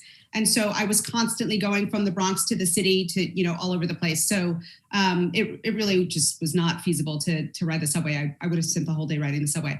And for me, I think, there's two things that I think about when I think about accessibility issues that are most challenging. I think timely right now because of the snow. I think about the snowbanks in crosswalks. And I think about how problematic that is and how challenging that is for people to be able to literally just like walk across the street.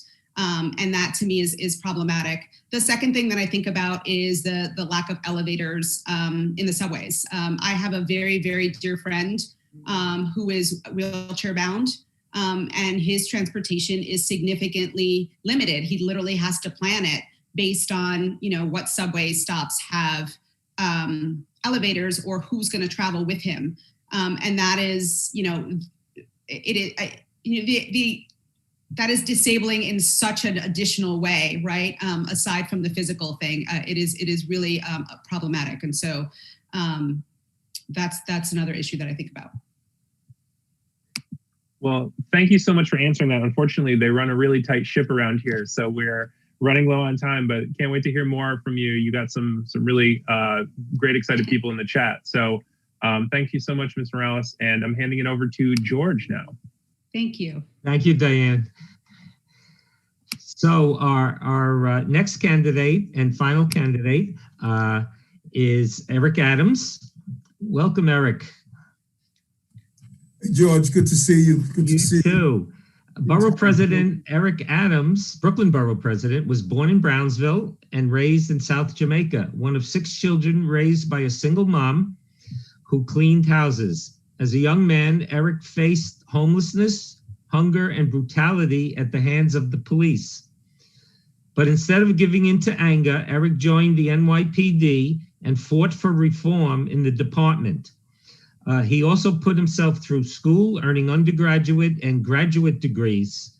From the NYPD, he was elected to the state Senate, where he pushed through measures to protect tenants and workers and advance human rights. As Brooklyn's first Black borough president, he has worked tirelessly to grow the local economy, reduce inequality, improve public safety, and advocate for better government. So, Eric, I'm going to turn this over to our host, Naomi, who will ask you a couple of questions. Thank you. How are you, Naomi? Hi, Eric. I'm good. It's nice to see you and to get to talk with you. Yes. The first question I'm going to ask you is going to touch on a lot of just the basic needs that are facing a lot of the people in the city. We'll use that as a way of introduction. So, look, people have no jobs, people have no place to live, and people have not enough to eat. That's the new reality that's facing millions of New Yorkers, and which you, as mayor, if elected in January 1st, 2022, will have to guide this city through that. So how do you help to feed people? How do you help to employ them? And what new approaches to affordable housing do you advocate? I just want to be mindful of the time you allocated. I have my stopwatch here. How do you want me to answer the question within what time period? So for this question, it's a big one. We'll give you 5 minutes, the others 2. Okay, thank you very much. First, let's say this. This is not a new reality for people. This is not new. What is happening after COVID, and many people are waking up to it, is the reality that far too many New Yorkers have been experiencing for a long time. I think that COVID is making people realize what it is to be Black, brown, poor, immigrant in New York City and in America. And we now realize that we can't go back to the days where so many were doing well, and people who were struggling every day were being ignored and were basically being pushed out of their communities, and they didn't see any future. And so this new reality is going to cause us to do some things differently. First, we can't continue just to kick the can down the road and just move the deck chairs on the Titanic. Our city is dysfunctional, and we need to acknowledge that dysfunctionality. And when you look at cities, the ability for a city to function is based on its agencies. Our agencies are siloed, they operate against each other, and in many cases, they create the conflicts that we are witnessing. And so when we look at the areas that you just mentioned, first, employment. Employment starts in an educational system that prepares our young people for the future, and we're not doing that now. The real crime that takes place in the city is the fact that we're not doing a proper education. I want to continue to do what I did in Brooklyn with my Brooklyn STEAM Center And I want to dig deeper into the CTE programs to make sure when our children graduate from high school, if they desire, they will have licenses in HVAC, plumbing, carpentry, electrician, so they can be gainfully employed. Even if they want to go to college, they can pay their way through like I did, 2 classes at a time for 15 years. And then we need to make sure that the PPP money that comes from Washington, D.C., and even here in the state and city level, that we go and deal with the over 1 million people who are facing eviction. We must do a combination, not only to ensure that we pay their back rents, but also we make small property owners whole as well. Because if you look through the communities that I know in Brownsville, Bed-Stuy, East New York, these are small property owners who all of their savings are tied up in their property. If we don't safeguard them, you're going to have developers come in, buy up the land, displace, and you're going to really see a housing crisis. And then employment. We need to change how we are dealing with employment in this city. As I have in my plan, 100 Steps Forward, and I really encourage people to look at that document on my website. We need to match the jobs that are out there with those who are looking for jobs in a real automated fashion, using technology, doing a heat map of showing what skill sets are needed so we can start ensure we have a real workforce development to allow people to be gainfully employed in the city and continue to fight like we've had for so long with those fast food workers to have a real minimum wage and real health care in the city so people don't have to go without those necessary benefits as they continue to move into sustainable living standard and employment. So yes, these are challenging times and difficult times, but what we can't do is continue to run this city where we have blocked out New Yorkers. This is a city with 65% of Black children don't meet proficiency every year. If you don't educate, you will incarcerate and you won't employ. And that is where we need to go to the heart of the agencies that are creating these crises in our city. And when you look at my plan of 100 Step Forwards, we're going to zero in on these problems and make sure we finally start turning the corner on people living in institutional poverty every day that existed before coronavirus ever landed in New York. That's absolutely right. Thank you also for bringing up the role that education has to play in all of that. So given the needs that we have as a city, the next question is, how are we going to pay for these things? The federal government might be bringing in kind of money to plug in the holes in the city and state budget deficits just for the coming years to avoid that catastrophe. But it's likely to be a kind of one shot, just a lifeline, rather than providing recurring revenues to fund the many needs of the city: education, healthcare, transit, NYCHA, Green New Deal, all of that stuff. So, what are the new revenue streams, city or state, that you support? Do you support the stock transfer tax and or the broader financial transaction bills pending in Albany?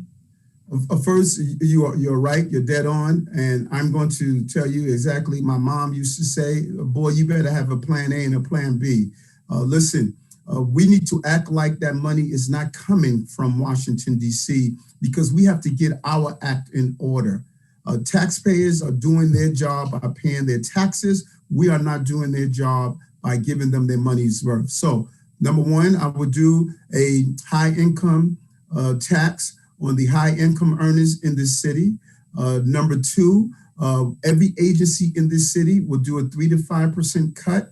And we're not going to cut in areas that's going to hurt those communities that were hardest hit by COVID. But there's a lot of fat in government. We had a $20 billion increase in our budget for the last 7 years. And where did that money go? Our children are not learning better. Homelessness didn't improve. We need to go into these agencies and we need to trim the fat that's in each one of these agencies that we're experiencing now. Second, we need to look at the NYPD. And we can run a smarter, more streamlined agency. Number one, we need to stop the militarization of our police department. We don't need guns that can shoot down planes. That makes no sense at all. And then we need to use technology to cut back on the overtime, over $400 million approximately a year. There's no reason police officers can't testify through Zoom and through other technology and then return to patrol. And then we need to civilianize that department. Too many officers are doing clerical assignments instead of the assignments that we hired them for, and that's public protection. And then we need to stop wasting money. We send back almost $20 billion a year to the federal government because it's too challenging to apply for things like WIC and SCREE and DREE and other federal and state programs. That's why in my plan, I call for a citizen card, My City card, that you will automatically be signed up for those benefits that you are allowed to have in this city, so you don't have to navigate the bureaucracy of this city and go without. Thank you. Okay, healthcare. Many of the 600,000 New Yorkers who lost their jobs, lost their employer-sponsored health insurance, and are not going to be able to afford to pay to replace it. Do you support the New York Health Act bill that is pending in Albany? I believe that there are other pieces that I would like to see in the bill. I believe that we need to have healthcare for all. I don't believe we should take healthcare from our union members. They fought hard for it. No one goes into civil service to become a billionaire. They go in because they want the security of their pension and their benefits that comes with it. But every New Yorker should have access to healthcare. I have to take my hat off to the mayor. He did an amazing job by partnering with the federal plan, the Obamacare program, and using health in hospital as a way to have access to healthcare in the city, that everyone who needs it can get access to it. But here's something else we need to do, and I'm not going to move away from this. What is the good of having, what good is it to be able to have access to a fancy hospital just to be told you're going to lose your sight because of diabetes, like I lost my sight, and you're going to lose your fingers and toes, or you're going to go through kidney failure, like I was on the potential of going through. We have to stop feeding the crises. We need a new food revolution in the city that can do what my mother was able to do, reverse her diabetes, I was able to do, and hundreds of others are able to do. My program at Bellevue Hospital, we need to give people options of reversing chronic diseases and stop feeding the crisis. Healthy food in our schools, our jails, our hospitals, ACS, everywhere we feed people in homeless shelters. We need to stop feeding people food when they're in times of need that's based on caloric consumption. We need to start feeding people based on reversing their diseases and giving them health. But then we must have healthcare for all who are in need of healthcare in a real way, and then bring down the cost of healthcare. Everyone is not focusing on the fact that we are charging too much for healthcare in this city. Many of our private hospitals, the cost is really suffocating New Yorkers and is draining what we should be really putting into our healthcare system. I believe the state, I'm gonna use my lobbying power and authority to go to the state and talk to them about how do we bring down the cost of healthcare and come with a universal price on some of the procedures that we're looking at. Okay, thank you. There's a growing consensus that the NYPD needs major reform. I'm talking about out of control officers who are attacking people of color and peaceful demonstrators, the criminalization of mental illness and minor offenses, and the militarization of the police force, and an out of control budget that crowds out the other needs of the city. You have a background as a member of the NYPD. So what ideas do you have to tame what is perceived by so many as an occupying force in their communities? Well, I think that we should go a little further. If one, and I know a lot of young people who are raising their voices and finding their voices about police reform. They don't really know the real story of Eric Adams, and I have to reintroduce myself to a lot of people who are now in this space and in this movement. As my son would say, I'm an OG. I've been here for a while. You know, it was over 42 years ago after my arrest and beaten by police officers in the 103rd precinct, the same precinct that Sean Bell lost his life in, that I was told by civil rights leaders, Reverend Herbert Daughtry and others, to go into the police department and start an organization called 100 Blacks in Law Enforcement Who Care. And we did that. We spent 22 years fighting for reform and justice. I'm not new to this. I'm true to this. I've been doing this for a long time. Even when my car windows were shot out, I continued to fight on. Even when I was harassed by the police department and they wanted to fire me, I continued to fight on. There's some clear things that we can do. Number one, we need to stop the game of allowing police officers who are not suitable to have these two important authorities of taking life and liberty. They stay in the department too long after we identify them. 60 days. I am going to ensure that officers that are brought up on serious charges within 60 days, they will go through the department union contract procedures and have them removed once they are found guilty of their actions. Pandaleo took us 4 years to get rid of him. That should never happen again. A second, we're going to say you are your brother's keeper.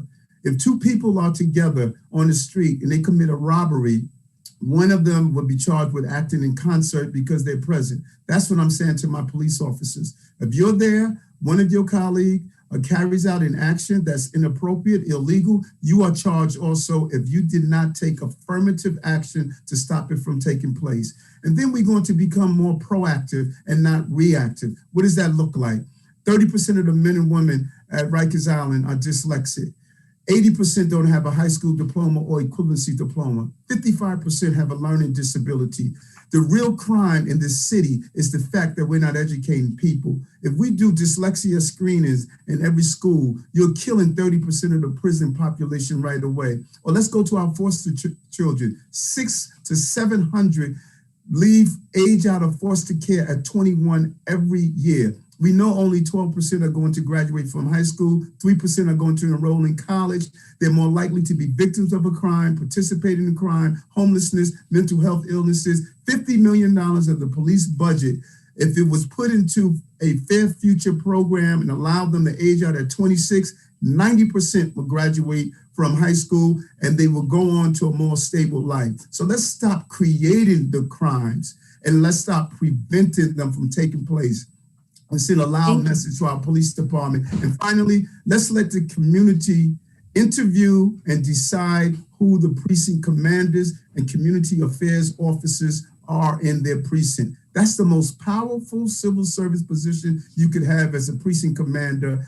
They are in charge of a 300-person team that will listen to them and respond to them. Our city is divided by precincts. Let's take control of our police department by having civilians know that they're choosing who's in charge of their cops and their community policing.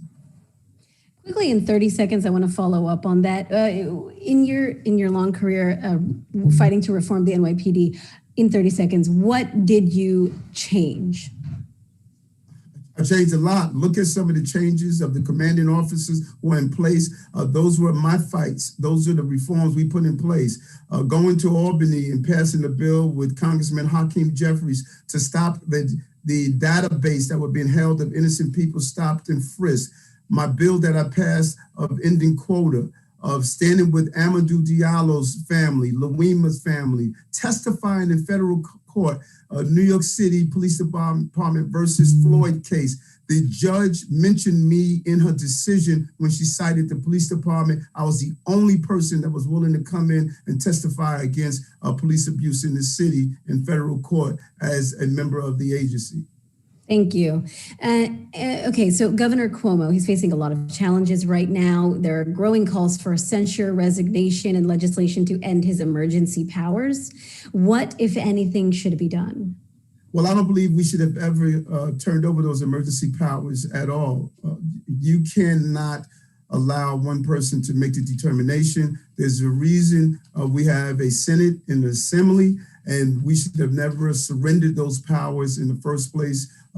We could have managed this crisis with oversight from those two bodies that were there. As you saw, we did not manage it correctly. That's why Jumaane Williams and I prepared a letter during the height of this to the Department of Justice to call for a civil rights investigation. We knew, because we were on the ground, that Black and brown people in the city and poor people were treated unfairly, not only in New York, but across America. And so right now, I think the Assembly and the state, they must do their jobs. They must conduct the necessary investigations. They must take back that power, and they must continue to be oversight for the executive branch of government.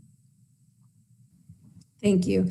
And the last question, your campaign is very well funded. You have name recognition, you have a strong base of support, but some would say that you as a former officer are going to be more reluctant to impose the kinds of reforms of the NYPD, like kind of demoting the role that it plays, the prominent role that it plays in so many people's lives. People will question this. And what is your response to that? That's silly. And we need to stop that. And we need to stop playing games. People know my history, and people should not try to rewrite my history. They should go read and study my history. You do not do what I did inside the police department and think that you're going to leave there and all of a sudden be afraid. I'm committed to having justice for people in this city because it's professional and it's personal. I laid on that precinct floor in the 103rd precinct. I was kicked in my groin almost 30 times. I urinate blood for a week. And if people don't understand my level of commitment, I'm not trying to convince them. My life has been rich with dedication for the people of this city. I had 35 uninterrupted years of fighting on behalf of New Yorkers. I'm proud of that. And it doesn't matter if I'm mayor or not mayor. I lived a legacy and a life that I wanted to live. That is why I'm doing what I'm doing. Thank you. I'm going to go to Patrick for questions from the audience. So I think we're low on time, so I'm only going to ask one. We got a lot of great questions for you, Mr. Borough President. I'll ask this one. Will you accept donations from real estate, especially those who are working to systematically dismantle the Revolutionary Housing Stability and Tenant Protection Act of 2019 in the courts and the legislature? That's a two-part. This is from Samuel Himmelstein. That's a two-part question. You first asked, will I accept money from real estate? And then you said, especially those who are doing something. Those who are doing something that's dismantling any cause for reforming those who harass and abuse people who are being displaced? No, I would not. But would I? Do you have a way of differentiating? Sorry to interrupt. Do you have a way of differentiating? Yes, I do. You clearly have a list of people who are doing that. But when you talk about real estate, let's think about this for a moment.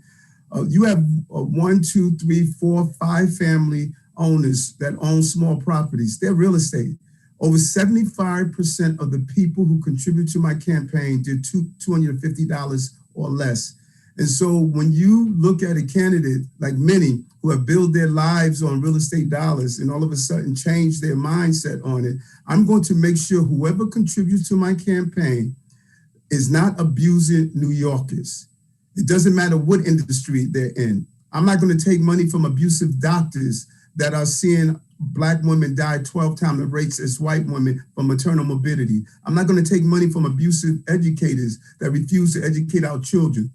It's not one industry that's destroying the Black and brown community in this city. There's a multitude of them. And I'm not going to take money from any industry or any individual that's abusing our community. And how will you separate the good and the bad? Sorry, just to follow up. Every person who contributes to my campaign, we vet to make sure that they're not abusive. And if they are, we give the money back. I have small, low-dollar donors. 7,000 people have donated to my campaign. You saw the message that came through on a political article. Eric Adams, has one of the most broad-based donations than any candidate in the race throughout this entire city. I've done a great job of speaking to New Yorkers. I know New Yorkers, and New Yorkers know me. I'm the blue-collar candidate, not the white-collar candidate. It's time for a blue-collar candidate to run this city. Thanks, Borough President, for your answers to these questions. And I'm going to hand it back to Ana Marta now. All right. Well, thank you, everyone. Thank you, moderators, hosts, volunteers. Thank you to all the candidates. Thank you to our amazing participants tonight. Thank you all for joining. There was such a huge interest for this forum, and we are certainly very honored that you chose to spend your evening with us. This amazing forum was moderated by some awesome local organizers. And as Brian mentioned, we have some great groups from the Bronx to the Upper East Side. We have progressive chapters everywhere. So join them, follow them on social media, and don't forget our membership drive. We have a membership drive that we just rolled out in February. We are closing it in a couple of days. So sign up, become a movement builder with us. We have rolled out some exciting endorsements for candidates. Our own organizer, Maria Ordonez, is running for City Council in District 7. We endorse Brad Lander, we endorse Rumani Williams, and more will be announced soon. So chip in, become a movement builder, help us support these candidates, help us build a movement, help us carry out our work both locally and nationally. So join us, $5 or more will make you a member. Join our chapters. Let's win some progressive races here in New York City and everywhere in the country. This is our forum. With that, I'd like to close, of course, with our usual chant. So unmute your microphone and say it with me. When we organize, we win. 1, 2, 3. When we organize, we win. Thank you, everyone. Have a great night. Yay. Thanks, guys. Great job, everyone.